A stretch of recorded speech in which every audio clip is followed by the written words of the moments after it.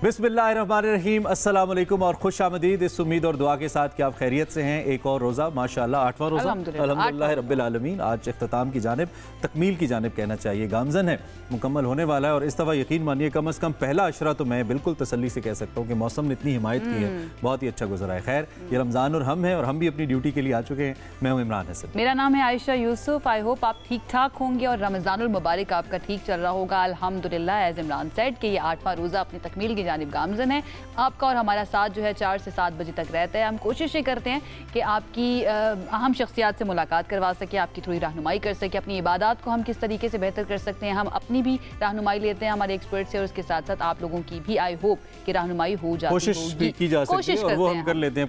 कामयाब होते हैं वो तो आप हमें बताते हैं। अच्छा, हमारे माशरे में बहुत सारी ऐसी चीज़ें हैं डियर व्यूवर्स, मैं ज़ाती तौर पर जब बतौर एक तालिब इल्म के देखता हूँ कि कहाँ पे बुनियादी तौर पर खामी है या कौन सा ऐसा शोबा है जिस पर अगर हम ज़्यादा तवज्जो दे लें तो जो सुका में हमारे माशरे के अंदर या मसाइल हैं वो ज़्यादा बेहतरी उनमें आ सकती है या बेहतर तरीके से हल हो सकती हैं। तो मुझे जो हमारा लॉ एंड ऑर्डर का शोबा है, जो शोबा इंसाफ है, उसके अंदर बहुत सारी ऐसी चीज़ें नज़र आती हैं। अगरचे कि हमने विद द टाइम बहुत ज़्यादा अच्छा सफ़र भी किया, बहुत ज़्यादा इंप्रूवमेंट्स भी की, वक्त के साथ साथ बड़ी अचीवमेंट्स भी हैं, हमारी शॉर्ट कमिंग्स भी हैं, सारी बातें होती हैं।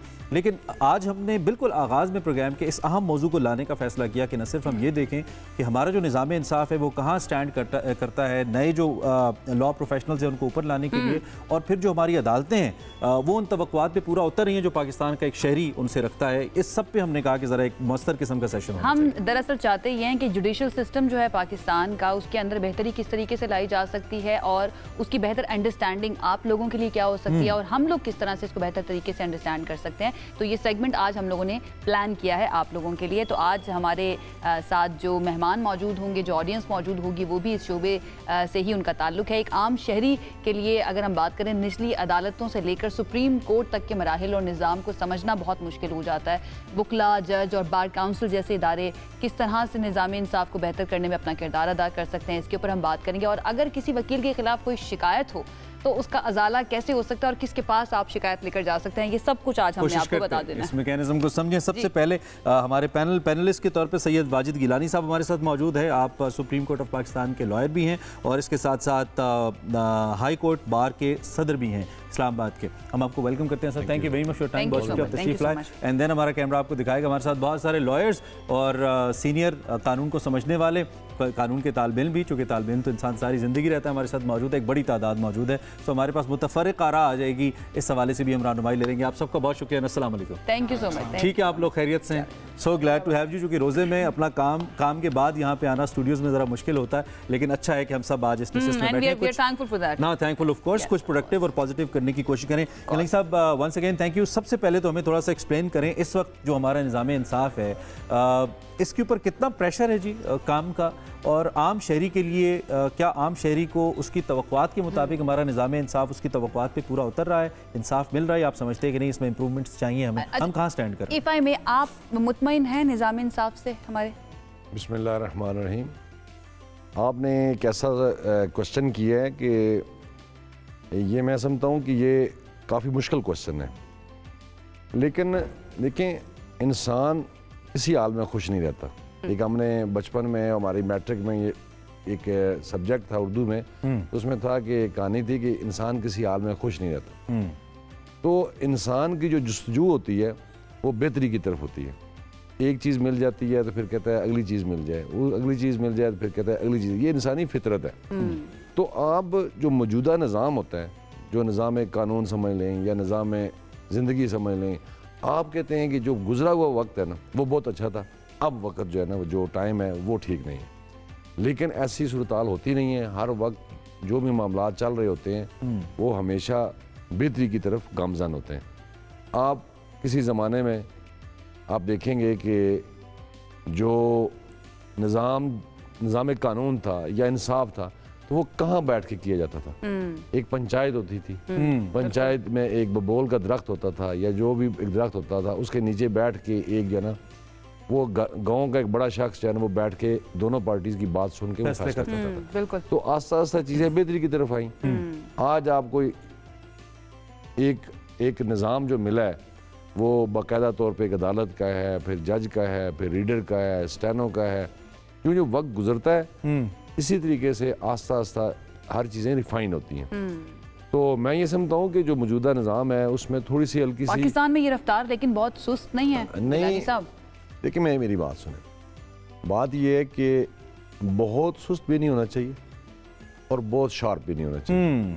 जो लिमिट टाइम का होता है कि बाज़ का ऐसी चीज़ें होती हैं कि कानून के दायरे के अंदर जब लोग आते हैं और फिर एक फॉर एग्जांपल एक FIR दर्ज होती है और FIR दर्ज होने के बाद अगर आप कानून के मुताबिक जाएं तो 14 डेज़ के अंदर अंदर पुलिस को चालान कोर्ट के अंदर सबमिट करना पड़ता है।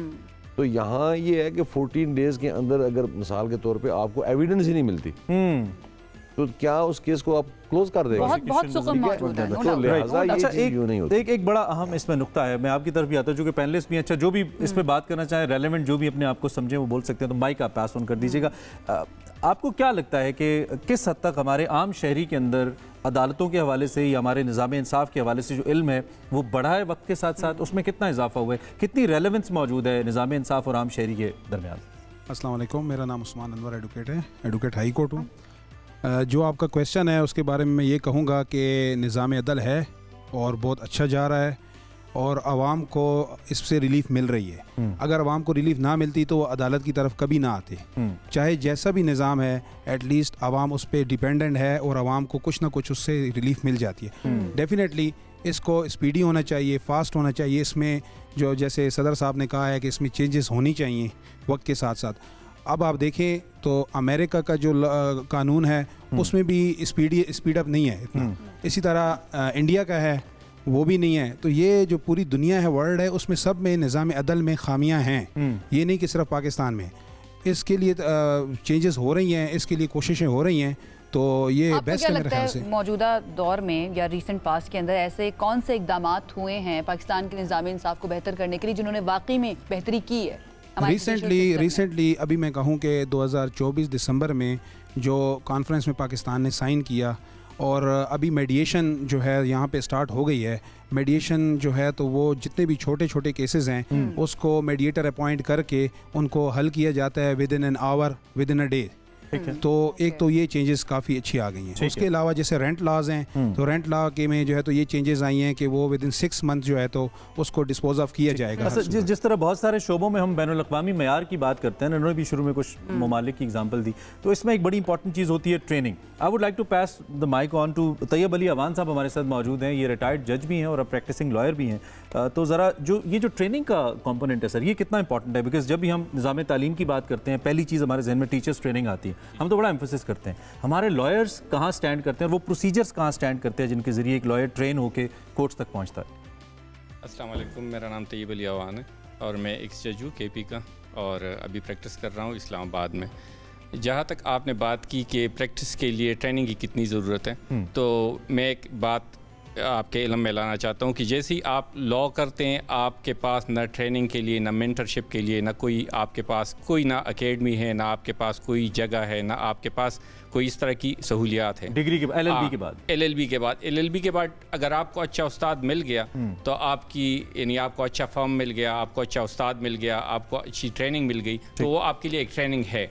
आप दावा भी सीख लेते हैं, आप ड्राफ्टिंग भी सीख लेते हैं। अदरवाइज आप यानी बहुत ज़्यादा डिफरेंस फील करते हैं और आप आगे यानी आपके लिए बढ़ना मुश्किल हो जाता है। इसका ताल्लुक तो ये भी खुशकिस्मती से भी है। मुझे अच्छा मेंटोर मिल जाए, मुझे अच्छी खुशकिस्मती या रेफरेंस मैटर करता है, सिस्टम नहीं है। एक तो आपकी अपनी काबिलियत की भी बात है कि आप में कितना स्किल्स है और आप में कितना वो है स्पार्क है कि आप कितना सीखना चाहते हैं। दूसरी आपकी ये है कि आपको एक खुशकिस्मती की बात भी कह सकते हैं कि आपको फॉर्म अच्छा मिल जाए, आपको अच्छा उस्ताद मिल जाए, आपको मेंटरशिप मिल जाए। तो ये ट्रेनिंग तो आपके लिए अहम चीज़ है जो आपको अगर मिल जाए तो ये आपके लिए एक लाहेमल है। अच्छा, आप क्योंकि जज भी रह चुके हैं तो डाइस के उस तरफ से इस तरफ आके ये जो पोजीशन चेंज हुई उससे कितनी तब्दीली आई? बहुत फ़र्क है जी। इसमें एक तो ये है कि आप जब नए आ जाते हैं, माय लॉर्ड जब आपको कहते थे क्लाइंट को मिस करते हैं आप? बिल्कुल, ये तो है माय लॉर्ड तो हर ये इस तरह है कि जिस तरह आप एक 27 साल या 28 साल का एक लड़का या लड़की है, आप जुडिशरी में चले जाते हैं तो आपके लिए जिस तरह एक लॉयर है उनको भी ABC का नहीं पता, इसी तरह एक जज को भी नहीं पता। लेकिन जज की खुशकिस्मती ये है कि आपके लिए एक मैदान आपके लिए बनाया गया होता है। आपकी ट्रेनिंग होती है 4 महीने 5 महीने। ट्रेनिंग के बाद आपके पास स्टेनो भी साथ बैठा होता है, आपके पास रीडर भी बैठा होता है, आपको लॉयर भी असिस्ट करते हैं, और इसी तरह आपको यानी आपको बना बनाया सब कुछ मिल जाता है, आपको यानी सर मौजूद हैं, इनको भी पता है। अच्छा, मैं जरा गिलानी साहब के हूँ, लेकिन मैं who is the youngest lawyer आप सब में से, कौन है सबसे यंग? कौन है? You took the आप जरा प्लीज माइक पकड़िए और हम आपसे समझना चाहते हैं, बीइंग अ यंग लॉयर, कितनी सीनियर की सपोर्ट आपको हासिल है जी, या कितनी सपोर्ट आप मिस करते हैं? समझिए आप सिर्फ अकेले हैं शो में, ज़रा बताइए। सबसे पहले तो मेरा नाम स्नेहन गिलानी है, और मैं ये बताना चाहता हूँ कि जब यंग लॉयर फील्ड में आते हैं तो उन्हें सबसे पहले जो डिफ़िकल्टीज़ होती हैं उसमें क्लाइंटेज, उसके अलावा उनको स्टार्ट में जो डिफरेंट केसेस के बारे में या किसी चीज़ के बारे में नॉलेज नहीं होता, उसके लिए जो सीनियर की सपोर्ट है वो सबसे ज़्यादा ज़रूरी है। जो सीनियर है वो मुकम्मल तौर पे अगर जो जूनियर्स हैं उनको सपोर्ट करते हैं, उन पे ट्रस्ट करते हैं और जो फाइल्स होती हैं वो उनको देते हैं और ट्रेन करने की कोशिश करते हैं, वो हमारे लिए बड़ा हेल्पफुल होता है। उसके बाद जो दूसरी इस वक्त हमारे लिए इस्लामाबाद में जो प्रॉब्लम्स होती हैं यंग लॉयर के लिए, वो ऑफिस की होती हैं। इस्लामाबाद अगर देखा जाए तो इस वक्त सबसे जो क्रीम जिसको समझा जाता है वो इस्लामाबाद बार है, लेकिन बदकिस्मती के साथ इस्लामाबाद में जो यंग लॉयर आते हैं उनके लिए बैठने की कोई प्रॉपर जगह नहीं होती। फॉर एग्जांपल कहीं भी आप कश्मीर में चले जाएं, पंजाब में चले जाएं, कहीं भी चले जाएं, तो बार जो होती है, जो बार एसोसिएशन है और जो हुकूमत की तरफ से वहाँ पे फैसिलिटीज़ होती हैं वो चैम्बर्स की होती है इस तरह मुख्तलिफ। आपने जो बार का जिक्र किया तो चूंकि गिलानी साहब हैं, मेरे ख्याल में बड़ी मौसर नुमाइंदगी है, तो बार का कॉन्सेप्ट क्या है सर आम शहरी के लिए, ज़रा बताइए। देखिए, बार ये है कि बार एक क्लब है, इट्स अ क्लब, ठीक है। जैसे हम सारे दोस्त बैठे हुए हैं तो ये समझिए कि क्लब है, जैसे आपने इस्लामाबाद क्लब बना लिया, गन कंट्री क्लब, बड़े बड़े रईस लोग वहाँ बैठते हैं, यहाँ सिर्फ पढ़े लिखे लोग। ये रईस वकला का क्लब है सर? नहीं, ये दानश्वर लोगों का क्लब है, ठीक है, इसको कहा जाता था किसी जमाने में। अच्छा, ठीक है। वो बार रूम जो होता था वहाँ पे सारे जो अपने एरियाज के जो लोग पढ़े लिखे इस लॉ को जानने वाले लोग होते थे वो उस बार में आते थे। वहाँ बैठकर वो अखबार भी पढ़ते थे, लॉ को डिस्कस भी आपस में करते थे, और फिर कोई भी शख्स साइल आता था तो उसकी बात सुनते थे, उसको कोई एप्लीकेशन ड्राफ्ट करके देते थे, वो मैजिस्ट्रेट के पास जाता था या सिविल जज के पास जाता था, तो वो एप्लीकेशन दे के उनकी हेल्प करते थे। ठीक है जी। और जाते वक्त जो है ना वो साइल एक आपको पता होता है गौन है, लॉयर्स पहने हुए होते हैं, तो पीछे ना आपको एक ऐसी छोटी सी ना कपड़ा सा लटक रहा होता है, तो बेसिकली ये एक पॉकेट सी, ये पॉकेट थी। साइल जाते वक्त अपनी मर्जी से ना वो उसमें डाल जाता था, तो वो और वही फी उसको तस्वर किया जाता। अच्छा, रीसेंट टाइम में कितनी तब्दीली आई है पास्ट के बाद? ये तो बात कर रहा हूँ जब लॉयर्स स्टार्ट हुए हैं 1840-45 से बाद की बातें, तो ये सारी चीजें जो है ना आस्था, मैं आपको अर्ज कर रहा हूँ ना कि फिर उस वक्त लोग जो थे ना, हर एरिया का कोई रईस शख्स जो था ना वो लॉ नोइंग होता था। अब चूंकि हर तबके का, हर ग्रास रूट लेवल से भी ऊपर तक आए, हर बंदे की ज़रूरियात होती हैं, फिर वो कोई फीस लेता है, कोई नहीं लेता है। सब बेसिकली बार का जो मकसद है वो वकला के हुकूक का तहफ़्फ़ुज़ है, मैं इसको ऐसे समझूं, या वो बार जो कानून के अंदर या कोर्ट के अंदर जो कानून से रिलेटेड कोई चीज़ है ऐसी जो नहीं होनी चाहिए, उसके ऊपर बात करता है। बार का जो मतलब है ना जी, वो बेसिकली अवाम का तहफ़्फ़ुज़ है। लॉयर्स तो अपना उनका क्या तहफ़्फ़ुज़ हो सकता है? हम सारे यहाँ बैठे हुए हैं, हम बातचीत कर रहे हैं, अवाम के लिए बात कर रहे हैं, और हम खुद उन अवाम में से भी खुद हैं। ये सामने दोस्त बैठे हुए हैं, ये भी अवाम है, मैं भी अवाम में से हूँ, तो लिहाजा बेसिकली तो चीज़ ये है कि हम एक दूसरे का ख्याल करने के लिए यहाँ बैठे हुए हैं। ठीक है, आप एज एंकर काम कर रहे हैं, हम बतौर वकील काम कर रहे हैं, तो एक दूसरे को फैसिलिटेट करने के लिए कर रहे हैं। ठीक है, तो लिहाजा वकील का बेसिकली जो लफ्ज़ वकील है, अल वकील अल्लाह ताला की सिफ्त है। तो जो अल्लाह ताला जैसे फैसला जो चाहता है वो होता करता है, लेकिन वो मददगार होता है, वो वकील है, उसकी मामनत करने वाला होता है, फिर उसकी जगह बात करने वाला होता है, या उसका केस पेश करने वाला होता है। तो वकील की भी तो वही सिफ्त है, वो भी किसी साइल की एप्लीकेशन लेके आगे पेश करता है। ठीक है गिलानी साहब। अच्छा, ख़वातीन भी मुझे यहाँ पे नजर आ रही हैं, बीइंग अ खातून इस फील्ड के अंदर लॉयर बनना ये कितना चैलेंजिंग होता है? क्या बाकी शोबों की तरह इसमें भी उसी तरह से चैलेंजेस का सामना करना पड़ता है? आपको पता है जिनसे आप बात करने जा रहे हैं, चले हम उसके बारे में भी पूछते हैं प्लीज। मेरा नाम अस्मा बशीर बंगश है, और मैं बहुत फ़ख्र से बताती हूँ कि मैं एक लॉयर हूँ, and I earn from law and I spent on mountains. I am a mountaineer, I been to K2 base camp, and then मैंने स्नो लेक किया, इट्स 146 किलोमीटर का ये out of polar region largest and longest glacier है पाकिस्तान का, हिस्परला, उसको मैंने cross किया। Recently मैंने एक रिकॉर्ड बनाया, मैंने चुरको पीक समिट की, मानसेरा की हाईएस्ट पीक है 4300 मीटर की विंटर एक्सपीडिशन, तो उसमें फिर मैं फ़र्स्ट फीमेल बन गई जिसने विंटर में उसको समिट किया।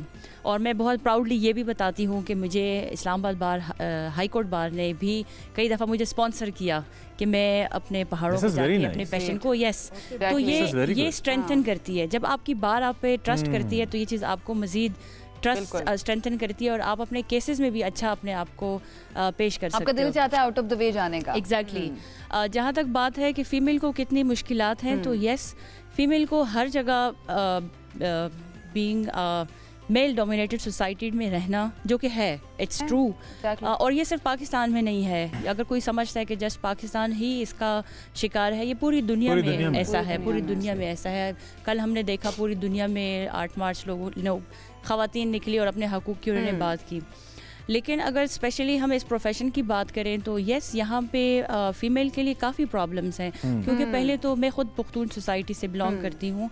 वहाँ पे सब फर्स्ट ऑफ ऑल तो ये हमारे यहाँ कहा जाता है कि अब हमारी बहन बेटी कचहरी जाएगी, इसको बहुत मायूब समझा जाता है। लेकिन फिर मैडम जैसी और हमारे जैसी बाकी ख़वातीन आती हैं, और फिर जो यहाँ पे मेल बैठे हुए हैं, इन जैसे मेल जब वहाँ होते हैं जो हम जैसी फ़ीमेल को सपोर्ट करते हैं, तो फिर बाकी फ़ीमेल को भी दिखता है कि यार ये हम ही में से उठ के गई है।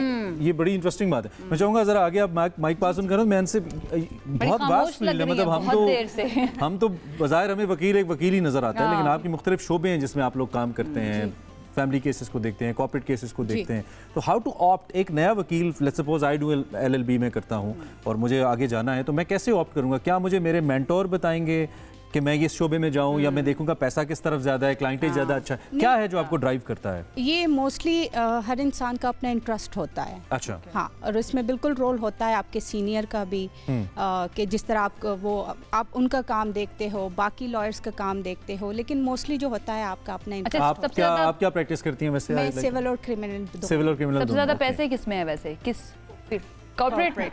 तो आप में से कोई है कॉर्पोरेट में इस वक्त? आप हैं, आपसे ही बात करते हैं। And I believe it is supposed to be toughest as well. अगर पैसे उसमें ज़्यादा हैं तो टेक्निकल भी ज़्यादा है वो। मेरा नाम डॉक्टर पलवा शाहयाज है।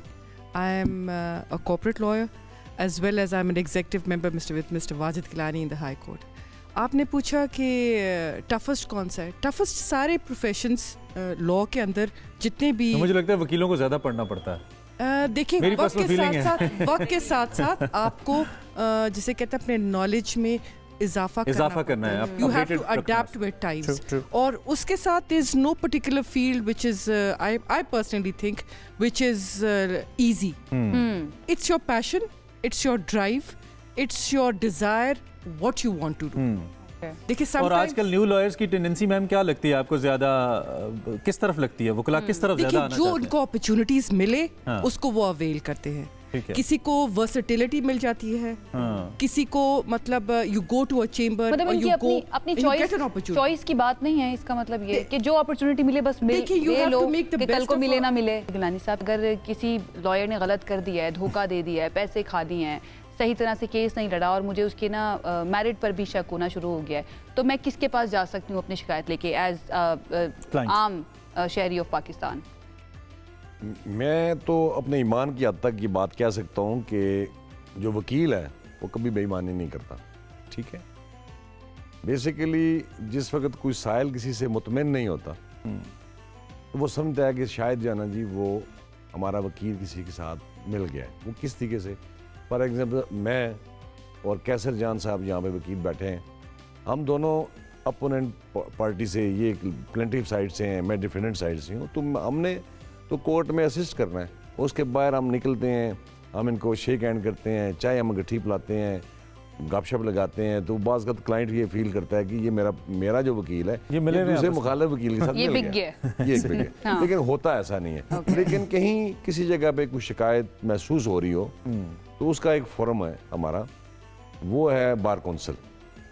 अगर इस्लामाबाद में इश्यूज़ हैं तो वो कोई किसी लिटिगेंट को अपने वकील के साथ है तो वो वहाँ पे इस्लामाबाद बार कौंसिल में वो एक एप्लीकेशन सबमिट करेगा। तो मैं तो क्योंकि बुनियादी तौर पे खुद भी I am the one of the Pioneer member of Islamabad bar council, तो मैं इलेक्ट हुआ था 2015 में, तो पहला चेयरमैन एग्जीक्यूटिव कमेटी भी था, फिर डिसिप्लिनरी कमेटी भी मेरे पास रही है, जितने भी डिसिप्लिन है आपके लॉयर्स के उनको भी मैं वॉच करता रहा, मैं हियरिंग भी करता रहा, उसमें मुख्तलिफ केसेस आ जाते हैं। शॉर्टकमिंग्स तो हर बैंक में होती हैं, डेफिनेट वो जो आपके पास जो लोअर कोर्ट के जो लोग हैं लॉयर्स हैं या हाई कोर्ट के लॉयर्स हैं, उनका डोमेन इस्लामाबाद बार काउंसिल है या पंजाब बार काउंसिल है। अच्छा, मेरा पॉइंट ये है कि स्टार्टिंग में लेट्स सपोज पार्लियामान से आप शुरू कर लें, इदारों की मैं बात कर रहा हूँ, इसी तरह हम लॉ की बात कर रहे हैं, हर शोबे के अंदर कुछ ना कुछ ऐसी प्रॉब्लम्स होती हैं जिनको फिक्स करने की जरूरत है। तो आपका जो अकाउंटेबिलिटी का प्रोसीजर है इसके अंदर, वो मैकेनिज्म क्या है अकाउंटेबिलिटी का? If somebody comes with a complaint, तो फिर वो मैकेनिज्म क्या है जिसके तहत उसको? देखिए, मैं तो खुद चेयरमैन एग्जीक्यूटिव डिसिप्लिनरी कमेटी रहा हूँ, मुझे तो इस बार का मैंने खुद सारे रूल्स देखे हैं, बल्कि बनाए भी हैं उनमें से हमने, क्योंकि इस्लामाबाद बार काउंसिल नहीं बनी थी। तो देखें, कोई भी साइल अगर एप्लीकेशन देता है कि जी के इन्होंने फीस लेकर ये पेश नहीं हुआ, ठीक है, उस पर तो बात हो सकती है। अब देखना यह है कि क्या उनका जो पावर ऑफ अटॉर्नी है या वकालनामा है वो सिग्नेचर हुआ है या नहीं हुआ। अगर तो कोई भी वकील उन्हें सिग्नेचर कर दिया तो मीनिंग, और कोर्ट के अंदर सबमिट कर दिया, तो मीनिंग दे रहा है कि वो वकील उनका है, ठीक है। अगर वो सबमिट ही नहीं करता तो वो वकील उनका कैसे हो गया?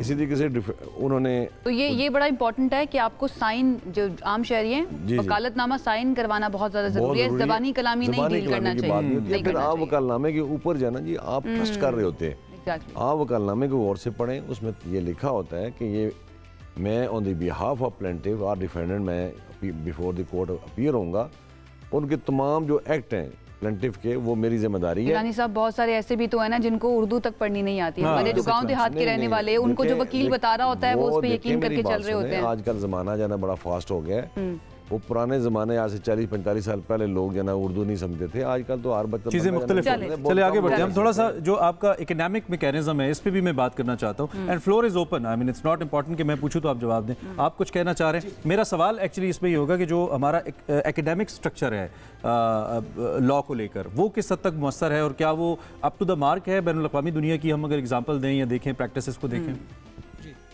कैसर जान एडवोकेट जी, मैं शुरू के जो कुछ चंद सवालात है उस पर जवाब देना चाहूँगा और ये कोशिश करूँगा कि एड्रेस करूँ। देखिए जी, निज़ाम पाकिस्तान में हर लेवल पे बोसीदा हो चुका है। लॉ का निज़ाम अगर आप फ्रॉम टॉप टू बॉटम देखें, साबिक चीफ जस्टिस के जिस दिन उन्होंने चार्ज छोड़ा तो 56,000 केसेस सुप्रीम कोर्ट में पेंडिंग थे, ठीक है जी। अभी जो रिसेंट प्यूनी जज हैं सैयद मंसूर अली शाह, वो उन्होंने बारहा तकरीबन 10 से 15 ओकेजन पे ये बात बारहा कही कि ऑनवर्ड जो रास्ता है वो ADR का है, अल्टरनेटिव डिस्प्यूट रेजोल्यूशन, जिसमें ये मीडिएशन वगैरह या इस आसान अल्फाज में एक जरगा या पंचायत से ही ये चीज़ ली गई है। गोरे ने अपना स्टैंप उस पर ADR लगा दिया। हमारे मुआशरे में या सोसाइटी में वो चीज़ एग्जिस्ट कर रही है। ADR क्यों सोल्यूशन है? क्योंकि ADR में अगर आपका कोई मुकदमा या मसला हल हो जाता है तो उसके आगे अपील या ये चीज़ें नहीं होती, वो चीज़ उधर ही स्टॉप हो जाती है, and you just say goodbye to the courts. अच्छा, कहानी उधर ये out of court settlement, within the court settlement है, ये within the court, court ही आपको जो वो फैसिलिटेट करती है, कोई मीडिएशन प्रोवाइड करती है, सेंटर्स हैं उसमें वो कलाई हैं बैठे हुए जो आप दोनों फरीक को सुनते हैं और अकॉर्डिंग टू द लॉ उस चीज़ को वो डील करते हैं। ठीक है, रिसेंटली जी देखे ना, मैं सिर्फ टच करूंगा और मैं ये नहीं कहूँगा कि ज़रा डिबेट में जाते, आपकी बात के रमज़ान है जी, 26वीं आईनी तरमीम, बस 4 से 5 मिनट और है तो मैं चाहता हूँ जल्दी 26वीं आईनी तरमीम को आप ज़रा देखें ना, इसमें अवाम को या अवाम की फलाह के लिए कोई भी तरमीम नहीं की गई, सिर्फ जजेस की बंदर बांट और उसको बलूचिस्तान के जज को इस्लामाबाद किस तरह इंडक्ट किया जाए, इधर के जज को उधर कैसे, ये बड़ा वसी हो जाएगा, इस पे पूरा एक अलग से प्रोग्राम 26th अमेंडमेंट पे हो सकता है। अच्छा, क्विकली मेरे पास एक सवाल लिखा हुआ है और वो सवाल मैं पूछना भी चाह रहा था एक्चुअली कि कौन से ऐसे कॉमन क्राइम्स हैं जो हो रहे हैं। मैम, आप कुछ बोलना चाह रही थी, मैं चाहता हूँ कि ज़रा माइक आपके पास आए। एक तो मेरे उस सवाल का कि आम आदमी को कितनी अवेयरनेस है अदालतों की, और आम कौन से जराइम में जो ज़्यादा आजकल हो रहे हैं और ज़्यादा रिपोर्ट भी होते हैं आपके पास आते हैं, इस पर भी ज़रा राय दीजिए। Thank you so much. मैं बात करना चाहूँगी कि अपना नाम ही बता दीजिए। अच्छा, मेरा नाम सबीना है, एडवोकेट, इस्लामाबाद में मैं प्रैक्टिस करती हूँ। कि कितनी आगाही है पब्लिक में एंड स्पेशली वुमेन के लिए, तो ये दिस इज़ वेरी इम्पोर्टेंट कि उनको हो। लेकिन ये है कि क्या हमारे बार काउंसिल से कुछ इस तरह के लाइक लीफलेट्स हो सकते हैं अवेयरनेस के, जो चीदा जो औरतों से रिलेटेड कवानीन है वो हो सकते हैं, उसको डिसमिनेट डिस्ट्रीब्यूट कर सकते हैं। Like this is very important कि वुमेन से रिलेटेड फैमिली लॉज जो हैं और कोर्ट्स प्रोसीजर्स भी बहुत इंपॉर्टेंट है कि उनको सिखाया बताया जाए। इसलिए कि जब वुमेन आती है, आम बंदा भी आते हैं, कितना एक्सप्लॉइट होता है कोर्ट में, फर्स्ट इंटरेक्शन किसके साथ होता है, फिर किसके साथ, फिर आखिर में आके कहीं वकील और फिर जज के साथ उनकी केसेस चल रहे होते हैं। सो ये है लाइक वुमेन के लिए बहुत ज़रूरी है कि जाने वो ये सब कुछ, स्पेशली ओम्बड्समैन का, जिसमें इनहेरिटेंस, उनके जो प्रॉपर्टी राइट्स हैं वो राइट्स दे दिए ओम्बड्समैन। जो आपके साथ एक पार्टिसिपेंट है, ये भी बिल्कुल खामोश रही है, कुछ आप ऐड करना चाहती हैं इस पे? Anything as a last comment? एक बार ऐड कर दिया था, दोबारा ऐड कर दें कुछ। The procedure and all. मेरा नाम राबिया अनवर है, उस टाइम मैंने बताया नहीं, मैं इस्लामाबाद में प्रैक्टिस करती हूँ। और मैं इसमें असल में एक सजेशन देना चाहूँगी ये अवेयरनेस के लिए। असल में यूनिवर्सिटी टाइम में मेरी कुछ फ्रेंड्स ने और हमने एक इनिशिएटिव लेने की भी कोशिश की थी कि हम ऐसे कुछ वर्कशॉप करवाए या कोई ऐसे प्रपोज़ल पेश करे कि जिसमें अगर यूनिवर्सिटीज़ में या वैसी स्कूल लेवल पे स्पेशली और ऐसे बैकवर्ड एरियाज़ में जहाँ पर हम ऐसे एक प्रपोजल दे कि स्कूल में बच्चों को शुरू से बताया जाए कि आप लोगों के लीगल राइट्स क्या है, जो सिलेबस में शामिल किया जाए। वो नहीं तो उस टाइम तो नहीं हो सका, लेकिन अभी लेकिन तजवीज़ आपकी बहुत अच्छी है। और वक्त हमारे सेगमेंट का खत्म हो गया अनफॉर्चुनेटली। आप सबका बहुत शुक्रिया, जो नहीं बोल सके साथी इंशाल्लाह किसी और निशिस्त में हम। और गिलानी साहब, thank you very much for your precious time जी। हम ज़रूर कोशिश करेंगे कोई और निशिस्त प्लान करें और मजीद इस पर बात करें। आइडियाज़ बड़े अच्छे आए हैं, आप फीडबैक अपना हमें ज़रूर दीजिएगा। एक ब्रेक लेते हैं जी, stay with us. Welcome back. थोड़ी सी तुंदो तेज़ कानून और इंसाफ के हवाले से हमारी डिस्कशन के बाद हमने कहा ज़रा काम डाउन करते हैं सिचुएशन को। कैलोरीज बहुत बर्न हो जाती है ना आयशा, बात करते तो खाना बहुत ज़रूरी है। हमारा मज़ेदार पकवान रमज़ान के अंदर सेगमेंट है जो हम आपके लिए लेकर आते हैं, और आज भी लेकर आए हैं। Wajiya Saeed as usual as always हमारे साथ मौजूद होंगी कराची से। उनकी तरफ हम चलते हैं और उनसे जानते हैं कि आज क्या पक रहा है, की पक रहा है आज वजिया। आई होप वो समझ जाए पंजाबी को। Wajiya, thank you so much. I hope आप ठीक ठाक होंगी। क्या पक रहा है ये बताएं जरा। आज हम बनाने जा रहे हैं सुब्रोसो के चपली कबाब के बर्गर्स, जिसमें हम गार्लिक सॉस खुद साथ बनाएंगे। और मैं बनाने जा रही हूँ चिकन चीज़ रोल। अब मैं ये आपको पूरा मेथड बताऊंगी, लेकिन इंग्रेडिएंट बताने से पहले सबसे पहले आपको पता है हमें धोने चाहिए हाथ, क्योंकि हम कोई भी काम शुरू करें, कहीं बाहर से आए, खाना बनाएं, कुछ भी करें, हमें सबसे पहले धोने चाहिए लाइफ बॉय से हाथ अपने, क्योंकि आपको पता है हाथ अच्छी तरह धुले होने चाहिए, साफ़ सुथरे होने चाहिए। और लाइफ बॉय 99% जो है हमारे जरासीम मारता है, ठीक है, इसकी वजह से। और जो इसका एलोवेरा वाला है सबसे अच्छा इन्होंने निकाला है, वो मुझे बहुत ज़्यादा पसंद आया, क्योंकि इससे स्किन इतनी सॉफ्ट रहती है कि मैं आपको बता नहीं सकती। और मैं तो ये सोची थी मैं इससे फेस वॉश भी करना शुरू कर दूँ, ठीक है। अब बिस्मिल्लाहिर्रहमानिर्रहीम हम आगे बढ़ते। अब मैं आपको बताने जा रही हूँ पहले चिकन काढ़ा ब्लू की रेसिपी, ठीक है। हमने क्या करना है, इसको हमने ये हैमर करके चिकन रखी हुई है, ठीक है। हमने ये हैमर करके चिकन रखी हुई है, इसको हमने पूरा रख लिया, ठीक है। इसके पीसेस हमने हैमर करके रखे, ठीक है, हैमर करके रखा है। अब जो है मैं साथ ही इसको यहाँ पर अब मैं सौटे करूँगी कुछ सामान इसका, ठीक है। फ्लेम ऑन कर लेते हैं। मैं आपको इंग्रेडिएंट्स बताती हूँ, ठीक है। हमें इसके लिए ओनली 1 टेबल स्पून हमें चाहिए क्या कहते हैं ऑयल, ठीक है। 1 टेबल स्पून ऑयल चाहिए हमें। इसके बाद हमें इसमें गार्लिक चॉप चाहिए 2 टेबल स्पून के करीब, और 1 टेबल स्पून के करीब जिंजर, और साथ ही 2 टेबल स्पून के करीब हमें ग्रीन चिली, ठीक है। ये अब मैं डालना शुरू करी क्योंकि हमारा ऑयल हो गया है। गार्लिक डालूंगी सबसे पहले मैं, इसमें मैंने गार्लिक डाला, ठीक है। ज़रा से ही इसकी खुशबू आने लगेगी, इसका अरोमा जब फैलने लगेगा ना, तो हमने इसके अंदर हमने जिंजर डालना है, ग्रीन चिली डालनी है, ठीक है, सही। ये हमने डाल दिया। ये मैंने इसमें ग्रीन चिली ऐड करी इसके अंदर। इसको बस अच्छी तरह हमने इसे सौटे करना है। ये हमारा डन हो गया, ठीक है। ये हमारा डन हो गया, इसको हम यहाँ रखते हैं। अब जो ये है हमारा चिकन, इसके अंदर हमने क्या करना है, हम इसके अंदर मायोनीज लगाएंगे थोड़ी सी, और मस्टर्ड सॉस,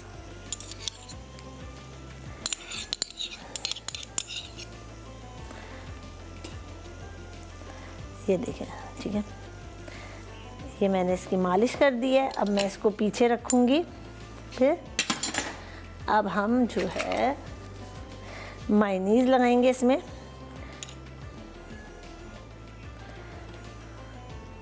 अच्छा, मायोनीज़ हमें बहुत थोड़ी सी लगानी, बहुत बारीक बारीक इसकी लेयर्स करनी है। ये ना हो कि बहुत ज़्यादा लेयर्स कर दी जाए मोटी, ये वैसे ही बहुत चीज़ी होगा, बहुत अच्छा होगा, बहुत मज़े का होगा। ये देखिए, ये मैंने इसके अंदर पूरा लेप कर दिया। मैं अब इसके अंदर ये डालूँगी सारा स्टफ़। ये अच्छा, इसके अंदर हमने कोई और स्पाइस नहीं डालना, हमारा सिर्फ यही स्पाइसेस होंगे जिसकी वजह से। अच्छा, अब इसके ऊपर हम नमक लगाएंगे, ठीक है, इसके ऊपर हम नमक लगाएंगे, यूँ स्प्रिंकल करने, क्यों, और थोड़ा हल्के हाथ से स्प्रिंकल हम करेंगे इसमें नमक, क्योंकि हमने इसमें चीज़ ऐड करनी है, तो चीज़ के अंदर नमक होता है, तो इसलिए मैं जो हूँ बहुत हल्के हाथ से स्प्रिंकल कर रही हूँ, ठीक है। इसी तरह हम इसमें थोड़ी सी ब्लैक पेपर ऐड करते हैं, थोड़ी सी एज अ टेस्ट, वो आपके ऊपर है, ठीक है। अब मैंने इसके ऊपर कोरिएंडर डाल दिया चॉप्ड, ये ऑप्शनल है, मुझे पसंद है इसलिए मैं ऐड कर रही हूँ इसे। ओके, अब मैं इसमें डालूंगी चीज़, ठीक है, चीज़ तो भर भर के डालें क्योंकि चीज़ तो बहुत मज़े की लगती है। अब इसको हम फोल्ड करेंगे, ये हमारा रोल हो गया। और इसको अगर फ्रीज़र में आपके पास टाइम है तो आप इसे रख देंगे ना तो बहुत अच्छा हो जाएगा। इतनी देर हम अपना पॉट गरम करेंगे जिसमें हमें इसे फ्राई करना है और बाकी का मिक्सचर तैयार करेंगे इसका। हम इसको किसी भी साइज़ में इसके बना सकते हैं, ज़रूरी नहीं है कि हमें बड़ा ही बनाना हो। हम इसको मायोनीज़ लगाती हूँ दोनों पे, ठीक है। मैं इसमें ऑलिव डाल दूंगी ताकि आपको दोनों की स्टफिंग दिख जाए। अब मैं इसमें भी चीज़ डालूंगी,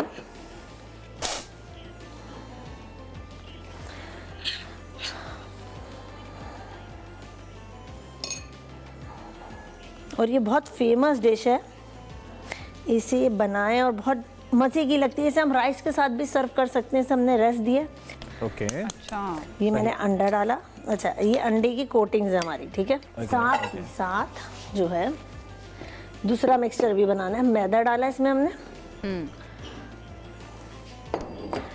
अच्छा, ब्लैक पेपर डाला इसके अंदर हमने, ठीक है। इसके अंदर हम सॉल्ट ऐड करेंगे, ठीक है। अब ये जो अंडे के अंदर हमें कुछ ऐड नहीं करना है, एग के अंदर सिर्फ हमें इसे फेंटना है। हमने सिर्फ ऑयल हो गर्म होने का वेट कर रहे हैं और इसे बहुत ज़्यादा ऑयल गर्म ना हो, तेज। अब मैंने इसके अंदर कोटिंग करनी है, ठीक है। अब मैं आपको दिखाती हूँ हल्की रखनी है, सही।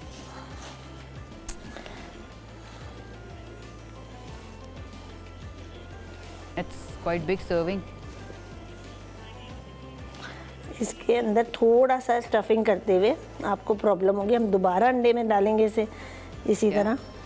पीस हमारा बड़ा है, अब मैं इसको फ्राई होने रखूँगी। मैं इसे चेंज करूँगी, ठीक है भजिया। क्या हमने हल्की हल्की आंच पे फ्राई करना है? इसे हल्की आंच पे बनाना है क्योंकि हमारी चिकन कच्ची थी। चिकन अंदर से फुल डन हो जाए उसकी वजह से हमें इसे हल्की आंच पे बनाना होगा। और ये हो गया है, ठीक है जी।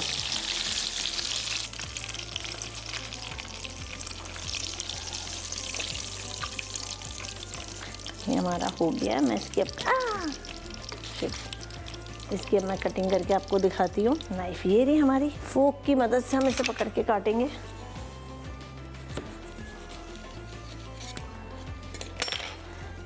ये देखें, इसकी ठंडा हो जाए फिर हम इसकी कटिंग करते हैं क्योंकि बहुत ज़्यादा हार्ड हो रहा है और बहुत गर्म भी हो रहा है। इतनी देर हम जाते हैं अपने चकली कबाब की तरफ। ये देखें, जब रमज़ान आ जाए, रमज़ान में जब दस्तरखान, सबसे पहले तो बात आती है रमज़ान आते ही कि हमें फौरी ही अपना दस्तरखान अफ्तारी की ख्याल आता है कि हम अफ्तारी में क्या बनाएंगे, कैसे खाएंगे और क्या क्या चीज़ें बननी है। और उस सबसे पहले जो नाम आता है सबरूसो, क्योंकि सबरूसो की रेंज इतनी वसी है, इतनी अच्छी है कि सहरी अफ्तारी में आप इसे आराम से खा सकते हैं, पी सकते हैं, मज़े ले सकते हैं इसके, क्योंकि सबरूसो के कबाब भी हैं, पकौड़े भी हैं, समोसे भी हैं और साथ ही इनके आपके पास जो है पराठे, मेन चीज़ पराठे वो भी हैं जो सहरी में बहुत खाए जाते हैं। और इनकी जो चीज़ों की बात है वो इतनी ज़्यादा अच्छी है कि आप इससे वेरिएशन खुद कर सकते हैं। कि जैसे चपली कबाब के आज हम बर्गर्स बना रहे हैं इनके लिए, कि मतलब फैमिली के लिए ना इनफ है भाई, कितने खाएगा कोई, आप मुझे ये बताएं, ठीक है, कितने कोई खाएगा, इतने ज़्यादा और इतने बड़े। इनका जो पीस है ना वो इतना बड़ा है चपली कबाब का कि मैं आपको बता नहीं सकती। इनके चपली कबाब का साइज़ कितना अच्छा है, टेक्सचर कितना अच्छा है, कितना स्मूथ लग रहा है कि मैं आपको बता ही सकती। इसे हमने थोड़ी सी लो फ्लेम पे हमें इसे फ्राई करना है, बहुत लो फ्लेम करिए। इतनी देर हम बनाते हैं मायोनीज, ताकि हम बर्गर भी झटपट करें, ठीक है, बर्गर भी हम जल्दी से झटपट करें इसके, ठीक है। हमने इसमें लिए हैं 2 अंडे। पहले इंग्रेडिएंट्स बताती हूँ। हमने मायो गार्लिक सॉस बना रहे हैं जिसमें हम 2 टेबल स्पून के करीब गार्लिक यूज़ करेंगे, 1 टेबल स्पून के करीब सिरका और सॉल्ट एज अ टेस्ट, ठीक है। ये मैंने इसमें डाल दिया सबसे पहले गार्लिक, और ये बहुत फेमस भी है, आजकल लोग इसे ख़रीदते हैं, ख़ुद बनाएं घर में, बहुत अच्छा होता है। हमने विनेगर 1 टेबल स्पून, ये देखें, ये हमने सॉल्ट डाल दिया। अब जो है मैं इसे ग्राइंड करूँगी।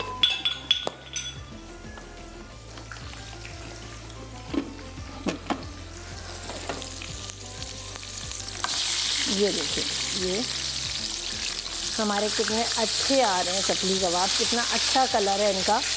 मैंने कहा पलट दूं, ऐसा ना हो कि जल जाए, हमें इन चीज़ों का भी बहुत ज़्यादा ध्यान रखना होता है ना।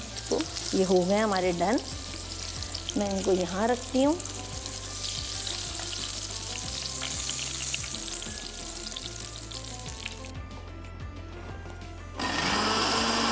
ये हमने चलाया, ये हमने सिर्फ इसलिए चलाया कि ये आपस में थोड़ा सा मिल जाएं और अच्छी तरह हो जाए। अब मैं इसके अंदर डालूंगी अंडे, 2 अदद मैंने अंडे डाले, ठीक है। अब हम इसको देखते हैं, ठीक है, कि हमारा कितना हो गया, टेक्सचर हमें कैसा चाहिए। थोड़ा सा और चलेगा ये, हम फिर तेज़ आंच पे चलाएंगे।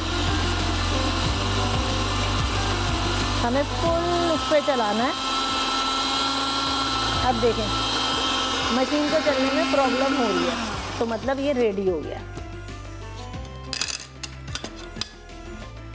ये देखें, ये आ गया हमारा बर्गर, ठीक है। ये चपली कबाब हमारे बर्गर्स हैं और इसका मैं आपको सब दिखाऊंगी कितने मज़े का सब बना है और कितना अच्छा लग रहा है। ये मैं इसी में से निकालूँगी, ठीक है।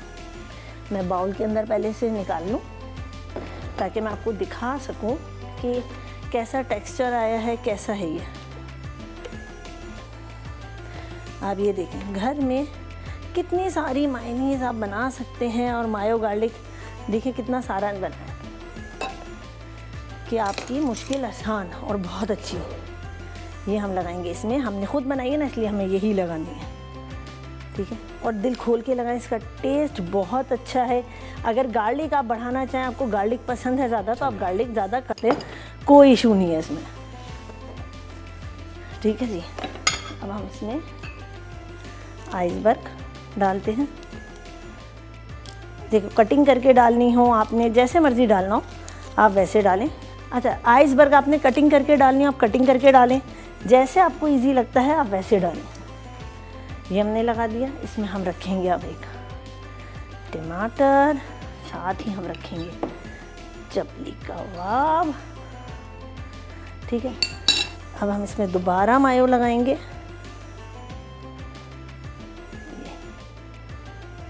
इसके अंदर एक वेरिएशन भी हम साथ कर रहे हैं, ये देखें। अब मैं आपको बताती हूँ वेरिएशन क्या है, कि हम इसमें 1 टेबल स्पून के करीब ऑयल डालेंगे, ठीक है, हमने डाल दिया। और साथ ही हम इसमें, ठीक है, हम इसके साथ ही हम इसमें प्याज ऐड करेंगे। प्याज ऐड कर दी हमने। प्याज क्यों ऐड करी कि हम इसको कैरेमल टाइप का कर लेंगे। इसको हम यूँ ही सर्व करते हैं। इसके साथ हम इसके अंदर से चीज़ ही निकलेगी। ठीक है, ये देखिए हमने ये डाल दिया।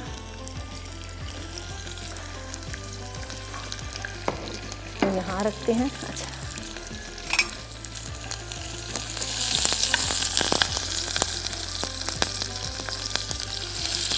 इसे बस 2 मिनट हमें इसे पकाना है और इसको भी हम ऐड कर देंगे।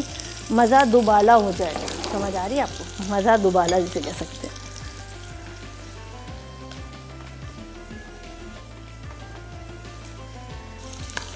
ये हमारी प्याज हो गई, बस डन है ये प्याज हमारी। ठीक है, इसको हम इसके ऊपर डालेंगे। ठीक है, अब इसको हमने इसके ऊपर हमने ये रखा। अरे क्या सबसे पसंदीदा और दिलकश मंजर मेरा यही होता है जब एक मुकम्मल तौर पर जो डिश है ना वो सामने आती है। वजिया बहुत ही कमाल, चपली कबाब, बर्गर और मोज़रेला चिकन रेस्टोरेंट स्टाइल लग रहा है, वैसे रेस्टोरेंट स्टाइल।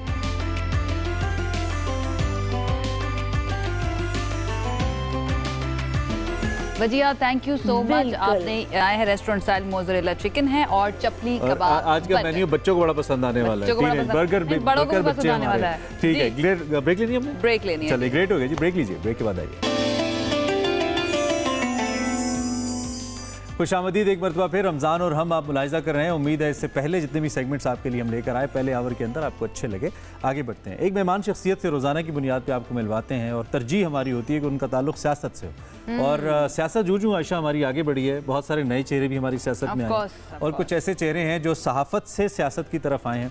हमारे लिए वेरी इंटरेस्टिंग, सहाफ़त से सियासत। वैसे ये दोनों जुड़े हुए हैं क्योंकि सहाफ़ी भी सियासत के बगैर कुछ नहीं होता और सियासत भी सहाफ़त के बगैर। मेरे लिए इंटरेस्टिंग इसलिए कि सहाफ़ी जो होता है वो सियासत को रिपोर्ट करते करते सियासतदान बन जाए। देखिए, दो चीज़ों की बात है, एक इंटरेस्ट की बात है और एक अपॉर्चुनिटी की बात है। मेरे ख्याल में अगर आपको मिले और आपके अंदर वो गट्स मौजूद हो कि आप उसको कर सकें, क्योंकि दोनों जिम्मेदारियां हैं, तो आप कर सकते हैं। आज हमारे साथ जो शख्सियत मौजूद हैं, यंग हैं, सहाफ़त से अपने करियर का इन्होंने आगाज़ किया, बड़े चैनल्स के साथ बतौर कोरेस्पोंडेंट, बतौर जर्नलिस्ट, बतौर कॉलमिस्ट खिदमात सर अंजाम देते रहे और इस वक्त जनाब सियासत में इन्होंने न सिर्फ एंट्री मारी है बल्कि भरपूर धुआंधार एंट्री मारी है। बतौर वज़ीर मुमलिकत special assistant to prime minister recently इनको अपॉइंट किया गया है। हुज़ैफ़ा रहमान साहब की हम बात कर रहे हैं, हमारे बड़े अच्छे दोस्त भी हैं, भाई भी हैं और मैं इनकी तारीफ़ इसलिए भी करता हूँ कि बड़ा ग्रॉस रूट लेवल से इन्होंने स्ट्रगल किया और उठकर सामने आया, तो हमने आज इनको मदऊ किया। आपका बहुत शुक्रिया। क्या हाल है आप? थैंक यू सो मच जी। Glad to see you so much जी। कैसा ये सफ़र कैसा रहा और ये डेवलपमेंट कैसे रही? बहुत से लोग ये देखते हैं, साफ़ी हज़रात तो बहुत हैं, सारी बात है, हर किसी का एक सफ़र है, तो हाउ वाज योर जर्नी?